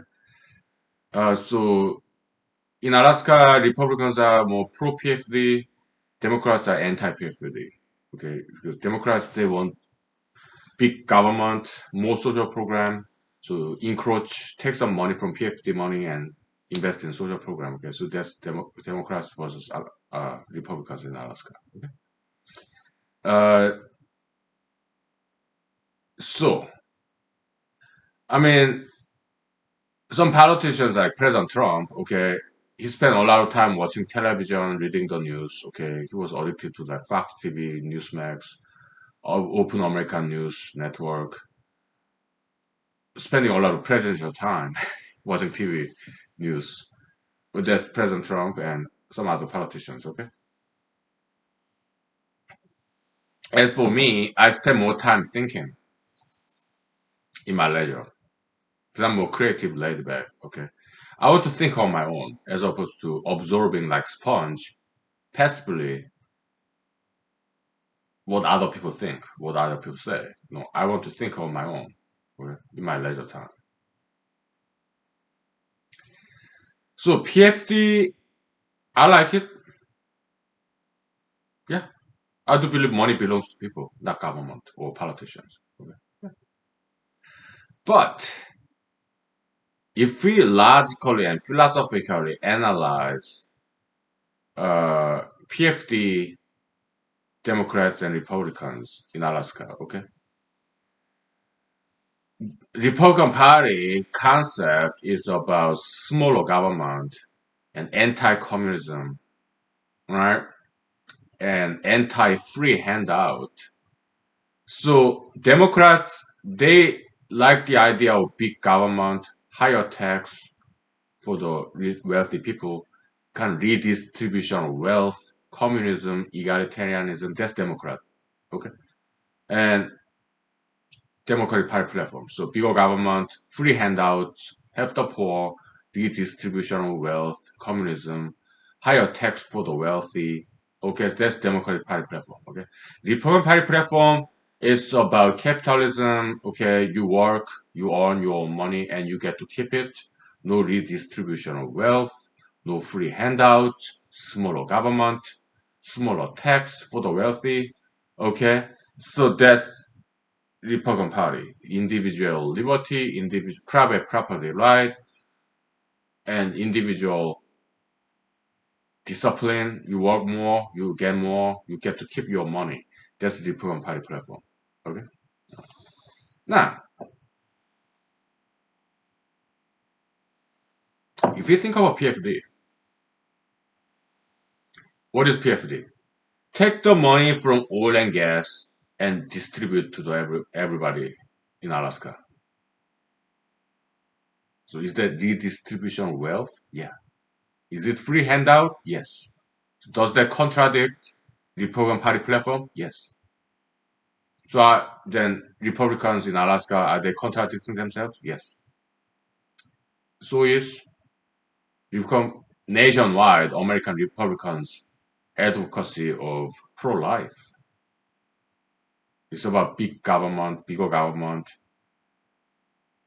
because what they want, ideally, Republicans in America, they want to make abortion illegal.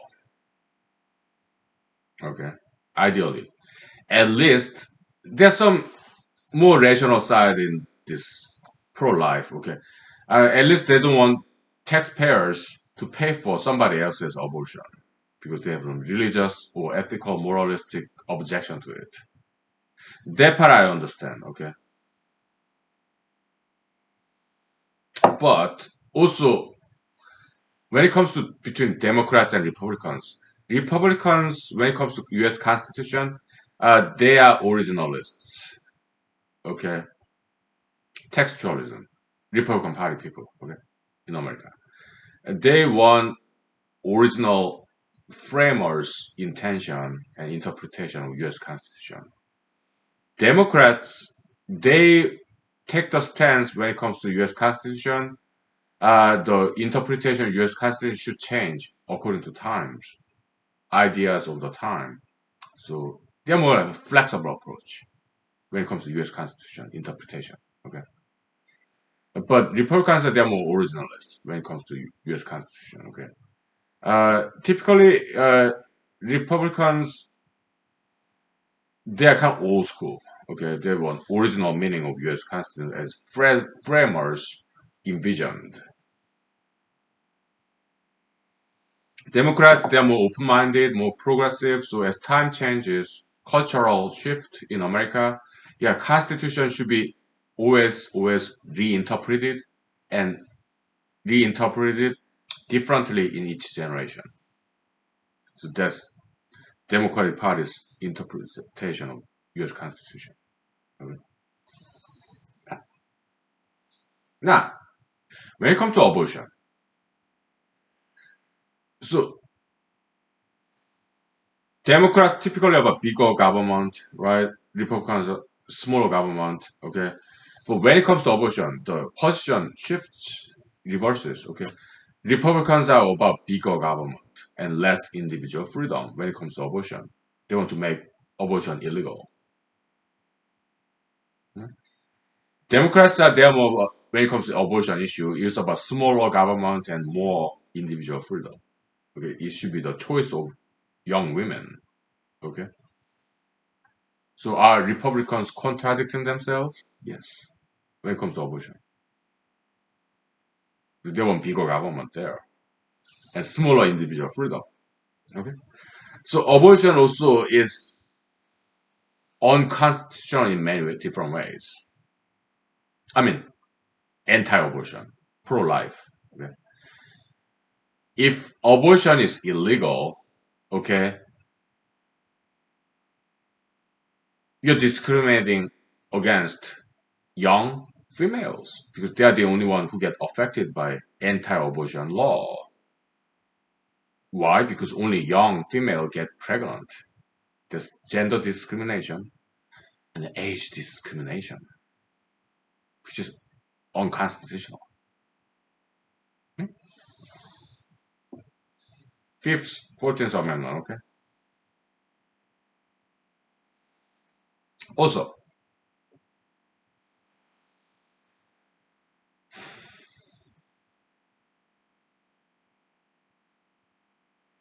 if, well, when it comes to Christianity, yeah, Republicans tend to be more Christian than Democrats. Democrats tend to be more secular than Republicans. Okay? Now, Christians oppose abortion in America. Okay? Now, and Republicans tend to be Christians. So their objection to abortion is partly based on their Christianity. So, if Republicans illegalize abortion based on their Christian beliefs, then that's the unconstitutional mixing of state and religion. Christianity being the governmental religion. That's against First Amendment in U.S. Constitution. Okay, so there are so many other reasons why I oppose pro-lifeism. Okay, I'm pro-choice. Okay, but I understand pro-life ideology, the rationale. Yeah, fetus, human fetus. I get it. Okay, it's horrible. Abortion is horrible. Okay, I get it. So I have a third solution to satisfy both Democrats and Republicans. Okay.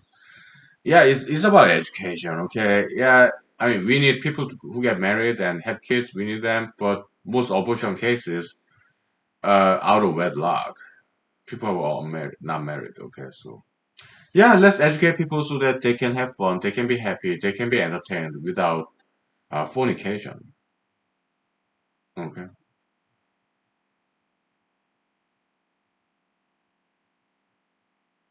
I look at me, I'm single, I'm happy, I'm not dating. Of course, I miss dating, but I just do mathematics, physics, foreign languages, politics, philosophy, history. It's sustainable, okay? Yeah, I'm reasonably happy, okay? Yeah, no need for fornication, but I do miss it, okay? And so, yeah, I am pro-choice. I think women should have right to choose to have these babies or not. It's her body.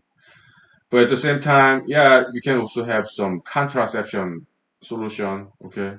Yeah.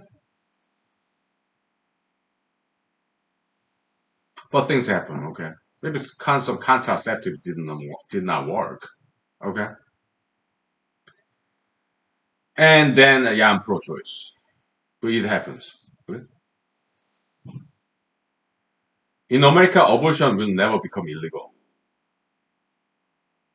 Why? Because half of American population will be always liberal, more democratic than conservative Republican. Okay? Half of Americans will always be secular, Democratic Party, liberal, just about. Okay, they're not going to go away. They will not disappear. Nobody can change that fact. Okay, so it's impossible that abortion ever will become illegal in America. That's not going to happen. Okay,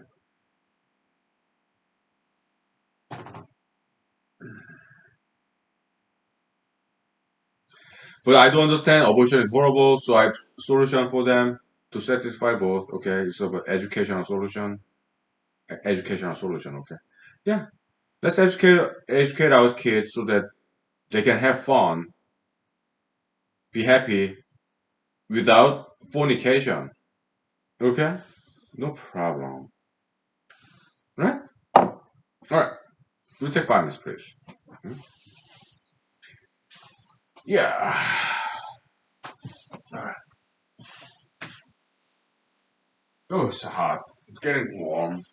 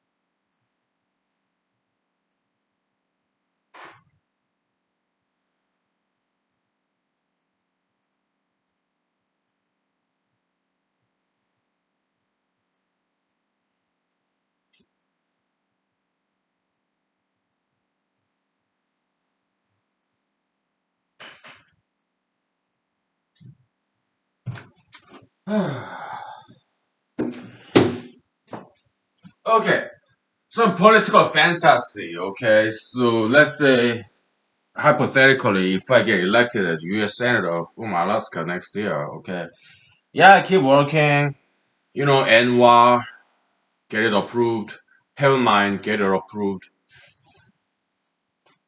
create jobs, bring the money from outside of Alaska, from outside of America, right here back to Alaska, okay, to invest more money, create jobs, start selling oil and gas, and start selling gold, copper, molybdenum, right?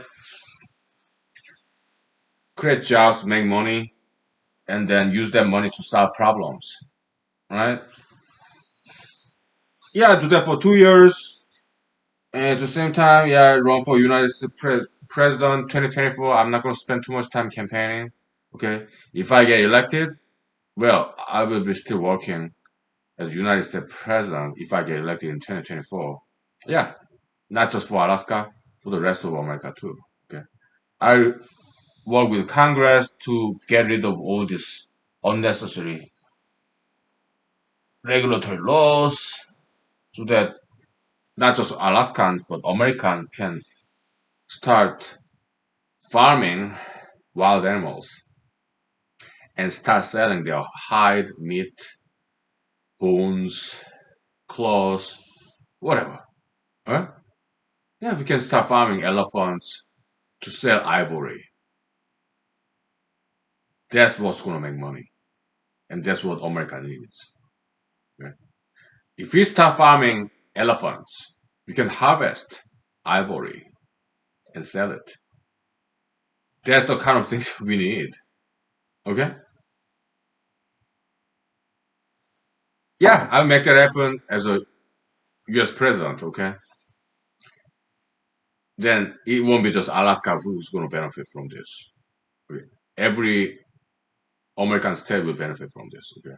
But if I fail to become elect, if I do not get elected in 2024 president election, yeah, I will still working as a US senator of Alaska, okay?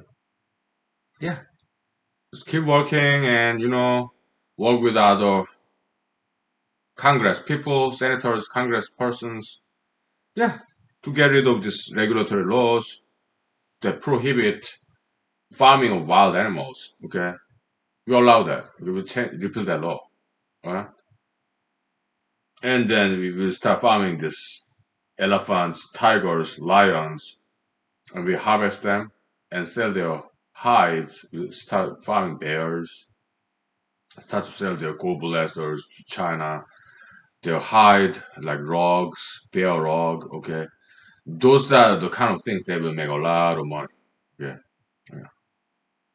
How about some animal rights activists? We bring to the table. We bring them to the table, and we'll come up with a perfect solution to satisfy everybody. Yeah, farming practice will be humane. Okay, animals in farms it will be like safari. America has large empty lands. Okay, yeah, it will be big safari. Animal farm even not be caged.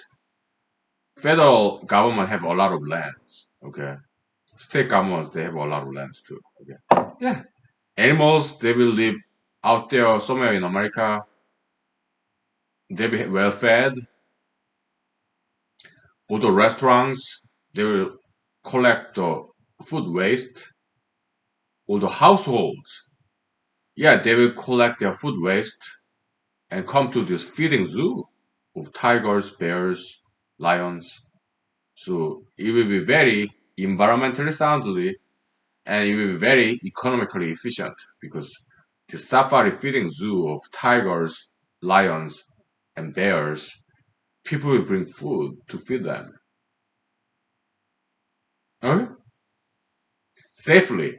With some funnel, okay? Some tunnel. Just drop the food, okay? Not like hand feeding, no, no. Some channel, okay? Just drop the food. Whee! Then animal will get it and eat it, okay? Yeah, people will be happy, entertained with their interacting with these animals. Feeding zoo. If not petting zoo, I mean nobody wanna pet tigers and lions and bears, okay? But feeding zoo, okay? They'll be happy, and we're gonna feed these animals in these animal farms and safaris for free. And after they come of age, they'll be harvested. But they'll be happy. Animals will be happy. Plenty of space. It's not in the cage. It's safari style, drive-through safari, feeding zoo. Okay, they'll be treated very humanely. Okay, but animals they die anyway. Okay, so let's harvest them. Okay, and sell their fur, make some money to solve problems of crimes. If everybody happy, they have jobs, they are well fed, crime will disappear. We are trying to save human lives here. Right?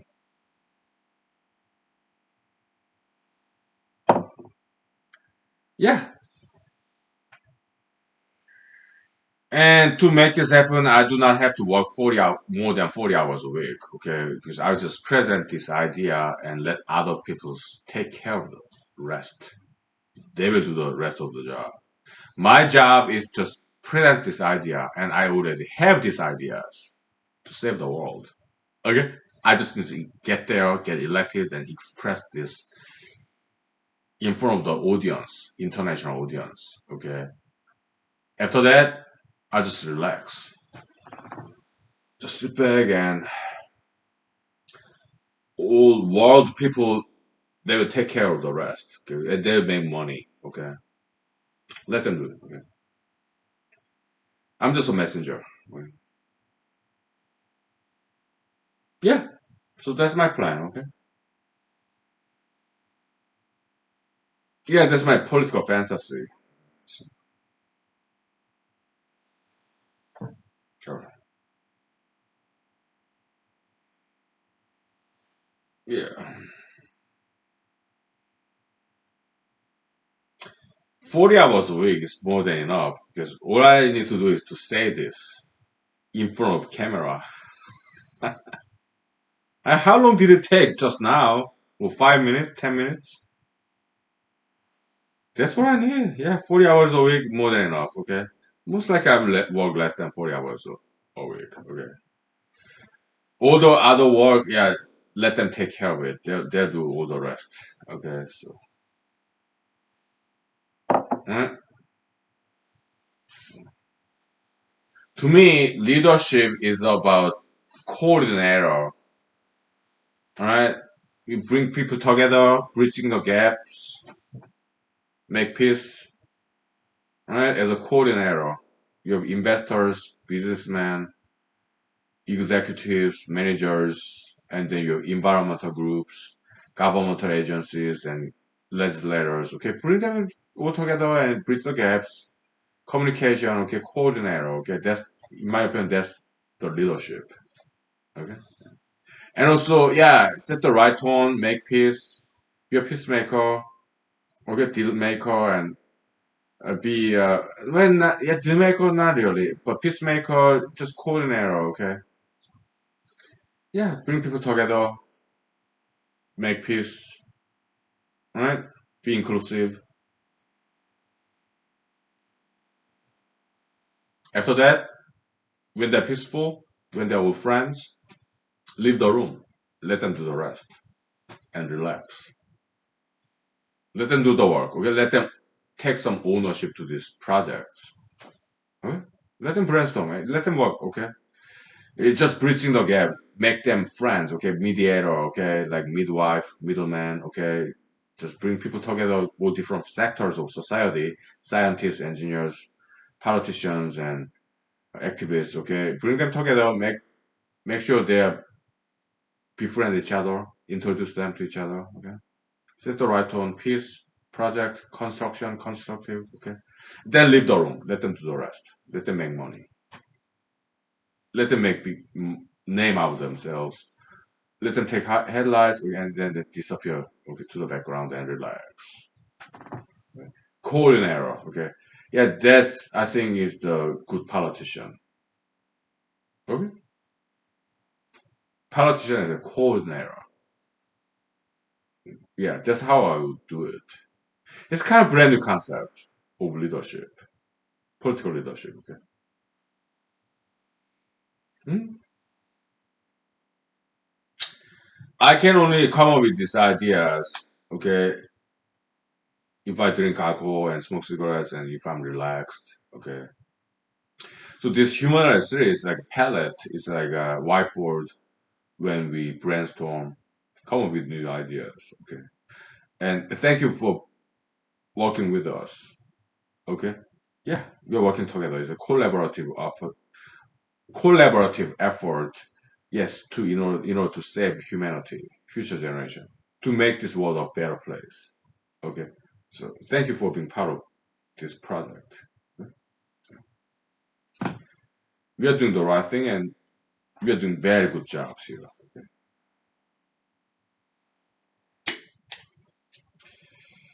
Yeah.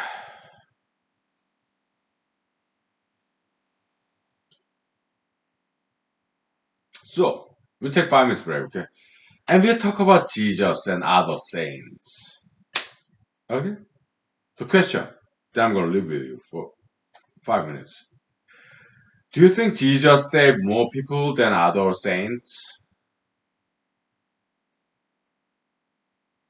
Jesus Christ and James Madison or Thomas Jefferson?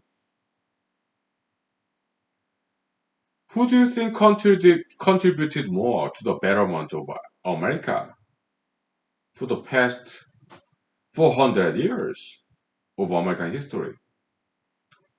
Do you think Jesus Christ made more contribution than James Madison or Thomas Jefferson or two of them combined to the betterment of American society for the past 400 years? Who did more? Is it Jesus or Thomas Jefferson?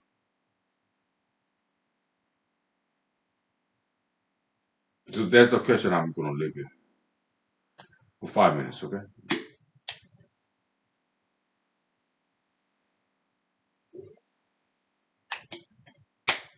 How about Isaac Newton, Galileo Galilei, or chemists like Mendeleev, Russian Soviet Union chemist, or Linus Pauling, or Marie Curie, X-ray, okay, Röntgen.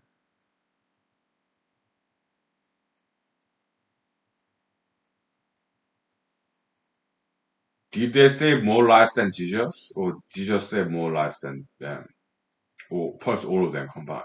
How about Buddha, Confucius? By the way, yeah, there were some religious wars in China. Okay, yeah, some I was ignorant. Okay, back in the days, about like 1900s, AD, something like that. Okay, I read recently. Okay, yeah, uh, some Chinese government back in 1900 AD, somewhere like that. Okay, they persecuted Buddhism and Christianity, Judaism, some other foreign religions. Okay, because they advocate for traditional Chinese religions like Confucianism and Taoism. Okay, there was some religious war in China too. Okay, but most likely not as often as in Europe or Middle East.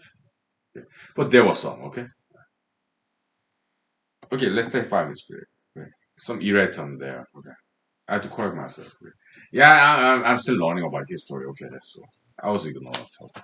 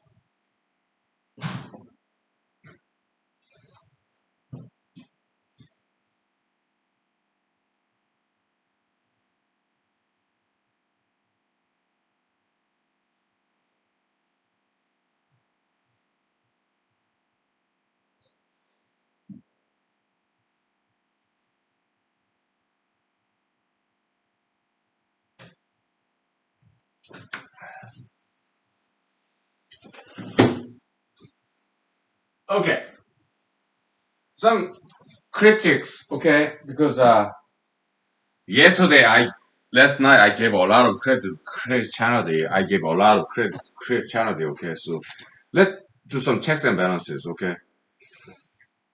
Uh, Personally, I do believe Jesus is Son of God. Okay, Savior of humanity. I do believe, as far as I know. Okay, I do think, in my opinion, I think Jesus' lessons, teachings hold the key to world peace and world salvation of humanity. I do believe he's Son of God. Okay, but let's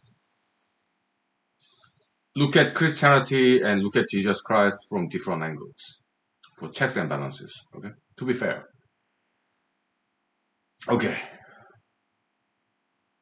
Miss Marie Curie. Okay, Polish German lady who won Nobel Prize in physics and chemistry. Okay, uh, she invented something like X-ray. Okay, radium, whatever. Okay, with her husband, Mr. Röntgen, something like that. They saved a lot of physical lives in hospitals,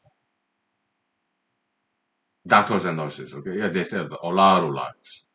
EMT, emergency medical technicians, 911 ambulances, they save a lot of lives. Police officers, they saved a lot of lives. Okay, firefighters, they saved a lot of lives. Okay, Mr. Schindler, Mr. Sugihara, they saved a lot of lives, physical lives.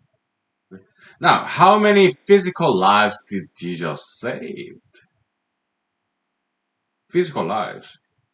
We can say Jesus saved a lot of souls, spiritual lives. Maybe. Well, I am one. Yeah, I was spiritually saved by Mr. Jesus. Okay. Maybe physically too. Okay. Yeah. Because he's teaching about love your enemy, save a lot of troubles. Who knows? Maybe I could have got into some fist fight and died if I didn't practice that Jesus teaching. Okay. Who knows? Okay. Yeah, maybe Jesus saved a lot of physical lives that way in many throughout 2,000 years. Okay. Anywhere in the world. Okay. Maybe people remember Jesus' teaching and maybe they stopped fighting and saved their lives. Maybe.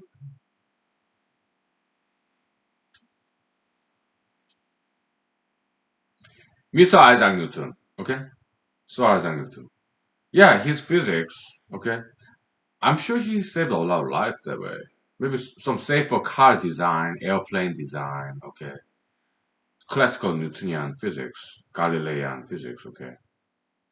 Maybe he saved a lot of lives because engineers and physicists, yeah, they made some nice car design, airplane design, okay? Maybe less accidents, okay? Yeah. Maybe they save a lot of lives, human lives. Yeah. How about Mendeleev? Yeah, the periodic table in chemistry. Maybe indirectly he saved a lot of lives because this was a revolutionary concept in chemistry. And after that, yeah, Western medicine, drugs, pharmaceutical industry, maybe physically it saved a lot of lives. Mr. Gospodin, Mendeleev of Soviet Union, Russia, okay.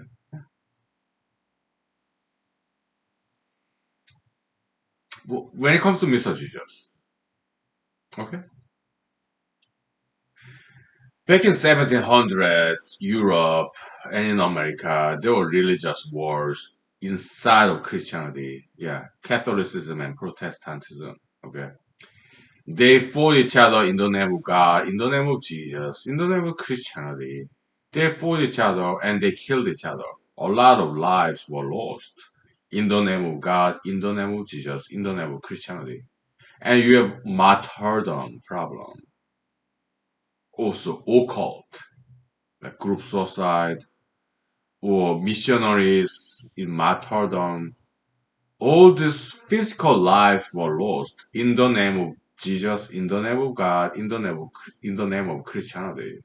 A lot of physical lives were lost. When it comes to religious wars, back in 1700s or medieval era, in Europe, in America, a lot of people lost their lives in the name of Jesus, in the name of God, in the name of Christianity, religious wars. Now, is it correct to say their souls, their spirits were saved by Jesus when Catholicists, Protestantists were fighting each other and killing each other? Their physical lives were lost. But is it correct to say their souls were saved by Jesus when they used to hate each other so intensely they had to make wars and kill each other? Were their souls saved by Jesus when they hate each other, fight each other, kill each other in the name of Jesus?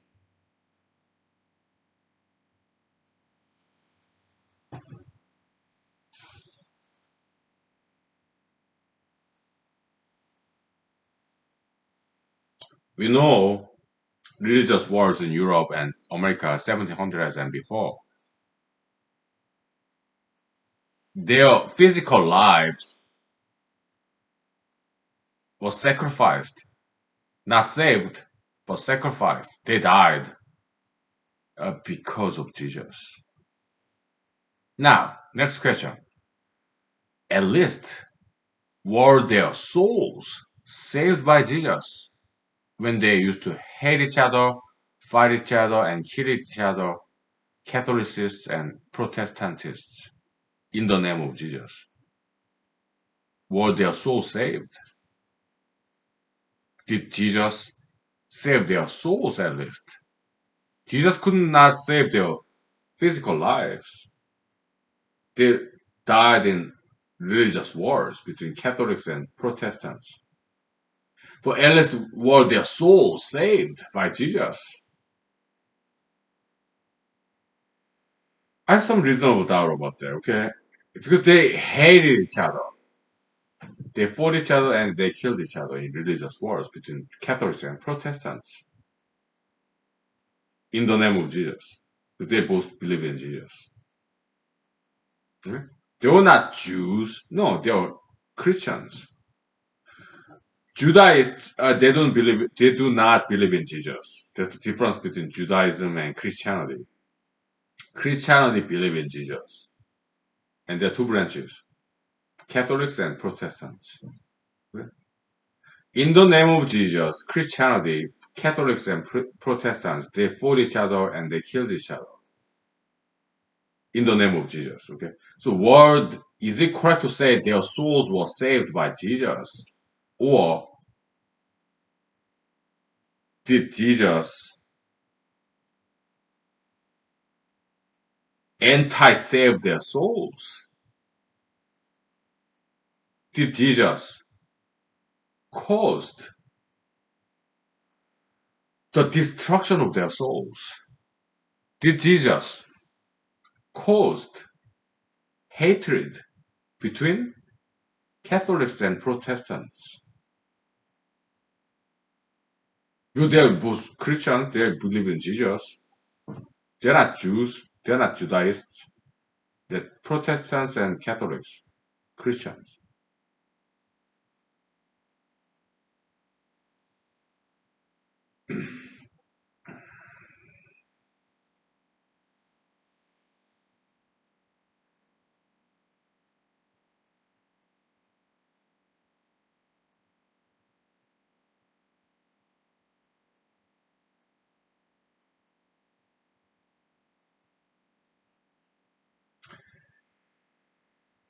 I'm just asking you this question, okay? Because it's a very interesting question to ask, okay? Maybe not interesting because it's kind of like sad, tragic. Maybe it's wrong for me to say it's an interesting question, but at least I think it's an important question to ask. Alright? I do not know of anybody who ever asked this question, okay?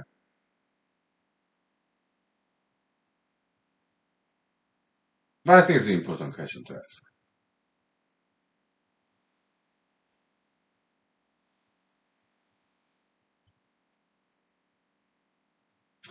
Maybe it was not Jesus' fault because he did what he could to preach peace.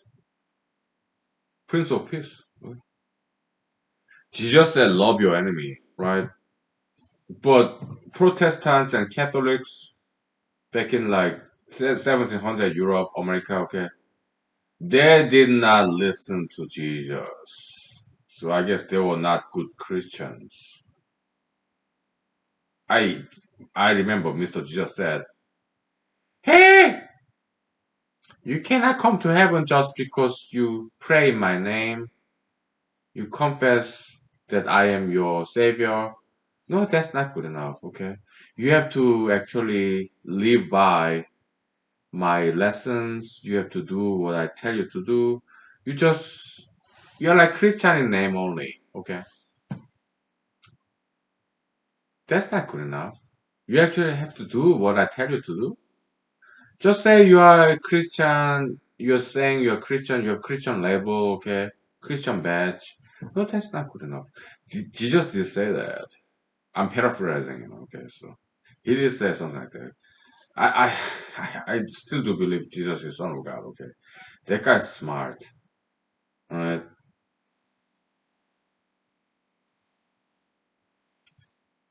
I think it's something else, okay? He's right on the dot, okay? But I do have some criticism against Jesus, okay? I don't think he was necessary that he died on cross. Okay, I think he should have escaped. Okay, yeah.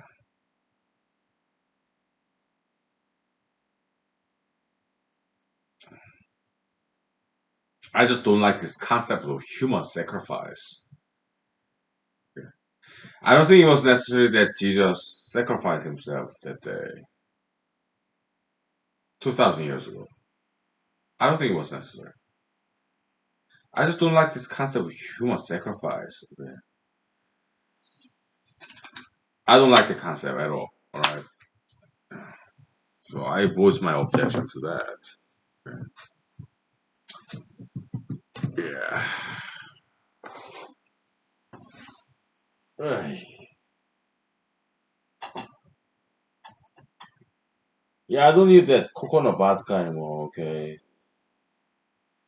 Kind of became stale, so.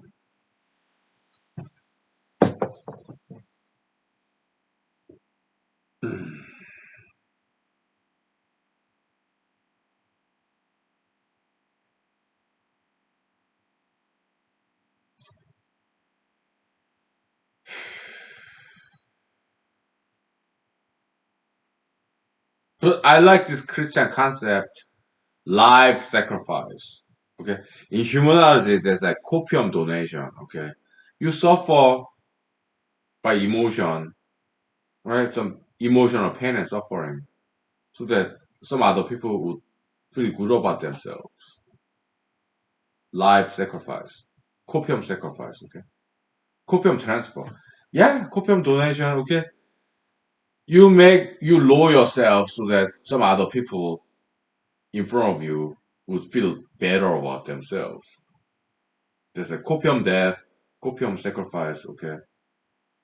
Yeah, dying for your friend. So when we interpret Bible, we interpret in a humanological way, copiumological way, okay? So not physical death, but it's like metaphysical death, copium death, okay? Copium donation, okay? Let's say I lose my election, okay? So that other candidates would do better job. Okay, I'm more than willing to do that. I did not physically die, but yeah, my feelings got hurt. Okay, well maybe other candidates they get elected, they can do better job. Okay, so yeah, copium sacrifice, copium death. Okay, defeat, loss, election loss. I lost election. Okay? Maybe it was better choice that other candidate get got elected. Okay, who knows? I don't know. Okay. So when we, as humanologists in this brand of humanology, at least me, when I interpret Bible, it's not about physical death; it's metaphysical death. That's like copium sacrifice, hurt feelings. Okay, some election defeat, or like whatever, right? maybe toleration. Okay, you are with your people, your friends, right?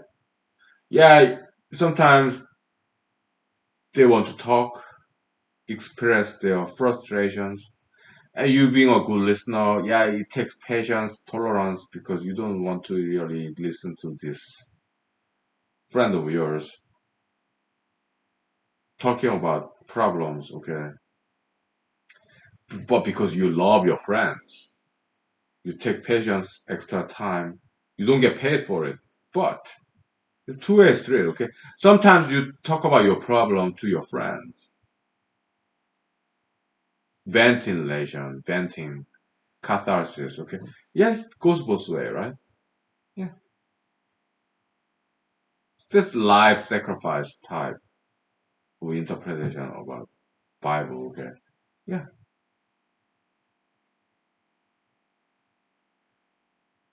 If it does not make sense, don't worry about it, okay? We talked about it multiple times back in the days in this human series. I wrote some papers about it, okay? So it's all good, okay? So, yeah.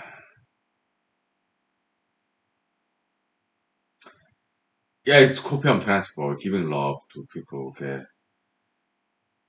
Donation of your happiness to your loved ones, okay? So, all right, we'll take 5 minutes break, okay? We'll wrap it up real soon, okay? We only have 15 minutes left anyway. Okay?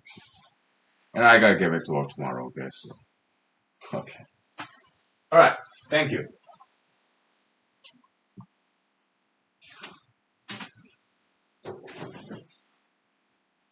Guys, getting hot. So, I get rid of that coconut. Yeah, it became very stale, so it's about time.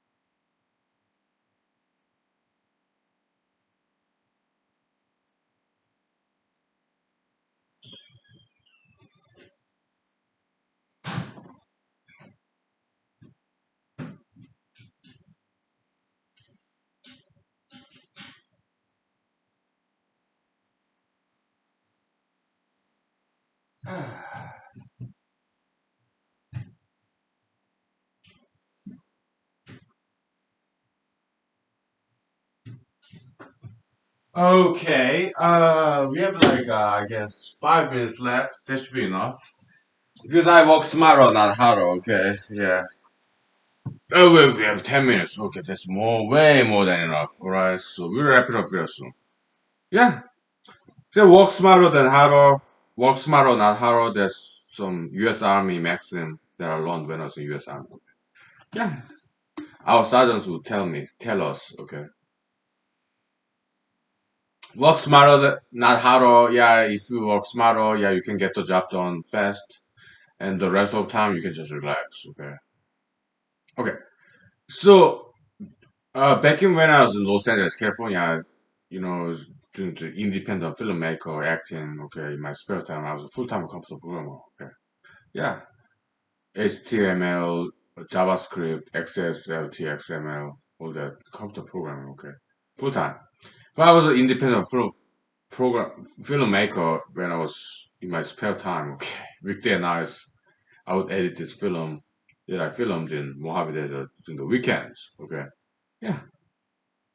So I was also independently studying this American cinema. Okay, I ran into this movie, yeah, the Living Las Vegas. Okay, and I read about the story of that movie. It was not my cup of tea. Okay, I've been to Las Vegas when I was in Los Angeles, California. Okay, that was nice. Okay, I stayed in this inexpensive, affordable hotel outskirts of Las Vegas, and it was very nice people, kind and generous. And downstairs they had some blackjack table, and I did play some. Didn't earn any money, but it was entertaining. And I've been to some dance club, not upscale place, but kind of like a common people place. They were very nice, kind and generous people there. Yeah,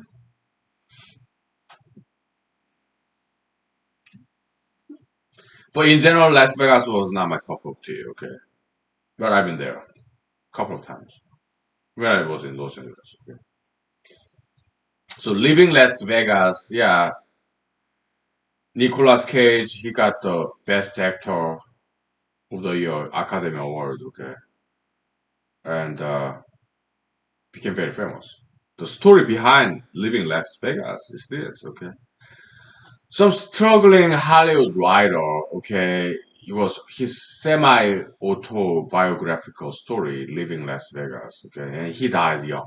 But before he died, he wrote this book, and he found some publisher, and he did publish this novel, semi-autobiographical story, his experience with Las Vegas as a Hollywood writer, struggling one. Okay? He died young, okay, but before he died, he did publish this book with some small scale publisher, okay. But I guess because maybe this publisher went bankrupt, maybe it got merged to another publishing company, so it got out of print. So this novel or semi-autobiographical book could only be found in used bookstores. Okay, one day, this big time Hollywood people just ran into that book, Living Las Vegas, and they read it and they realized it's a very good story. It's undervalued stock, kind of. Okay, so they made it into a movie, and the rest is history. Living Las Vegas. Okay, it was not my cup of tea, so I did not watch through that movie. Okay, because I did not like. It was not my cup of tea. Okay, but it became very famous, and yeah, Nicolas Cage is kind of debut mainstream. Okay, actor. So yeah, I mean, God willing, that's kind of like Islam beautiful phrase, inshallah. Okay. If wills God. Okay. If God wills. God willing. Okay. Inshallah. So God willing, yeah, this human series or the papers I wrote, it may become mainstream. Who knows? Okay. But it does not concern me at all. To me, personally, it's not that important in my life. Okay, I just enjoy the process. That's a maxim that I learned from my army sergeants. Okay, yeah. Very smart people. They're all different races, by the way. African Americans, Caucasian Americans, and Hispanic Americans, Asian Americans, you name it. Okay, mixed races, natives, Asians. Okay, yeah. So Samoans and Guams. Okay, yeah. I just enjoy the process. Okay, and look at me. I have a job. I have a house. I have a car. I have no college debt. It's all paid off because I took some Pell Grant to George W. Bush era, Junior, and I got some scholarship. Okay, my law school debt was paid off by post 9/11 GI Bill. Okay, Yellow Ribbon program, some scholarships. Okay, I'm debt free other than car loan, home mortgage. Okay, which I have no problem paying every month. Okay, yeah. So life is good. Okay, and I have you as my friend. Friendship priceless. Hmm? I cannot ask for any more. No. It's not necessarily this human series or my papers I wrote get discovered by some high-ranking professors or officials. No, it's not necessary. Okay, I'm just grateful to you. Okay, to be my friend. I need it. I need friendship. Everybody needs a friend, okay? Yeah, I mean, just Mr. Heimerkorth, NY, just Bundak, Alaskan Bundak Sands, okay? Yeah, body needs food and mind needs people, okay? He said that in the documentary, okay? Vice documentary. Alright, yeah, so California, I guess, Vice channel, I don't know where they're from. My guess is they're from California. I don't know, okay? Yeah, so they interviewed him, okay? Mr. Heimerkorth from Wisconsin, okay? Yeah, he came to Alaska and married the Alaska native lady, have kids, okay? But he is against developmental animal, okay? I think I can convince him, okay? What would I say? Mr. Hammercourt, I'm a huge fan of yours, okay? You're one of the reasons that I came to Alaska, okay? A huge fan. But at the same time, if NY is developed, okay, your children will not have to leave you. They can get oil and gas job in NY. They can live with you, okay? Yeah, so yeah, annual development, okay, you can create great jobs for your children so that they don't have to leave you or leave Alaska, okay? They can get great professional job in Anua and live with you next doors, okay? Yeah. Oh, environmental protection, no problem, okay? Yeah, we make sure all the wild animals to be protected and environmental sound, Anua program, project. Yeah, we have scientists, engineers who can develop this ANWA oil and gas sites without hurting any animals or plants, okay? But your children will have amazing jobs and they will live with you. They will have professional job in oil and gas ANWA, okay? So they will live with you. They will not have to leave you. They will run next to you, making a lot of money, professional jobs, okay? Okay. Yeah, that's what I would say too. I think I can persuade them because parents they want to live with their children. Parents they love their children, right? Yeah. Okay. All right. I'll see you tomorrow. Thank you. God bless you. Thank you for loving me. I love you. Thank you. God bless you for generations to come. Thank you. Bye.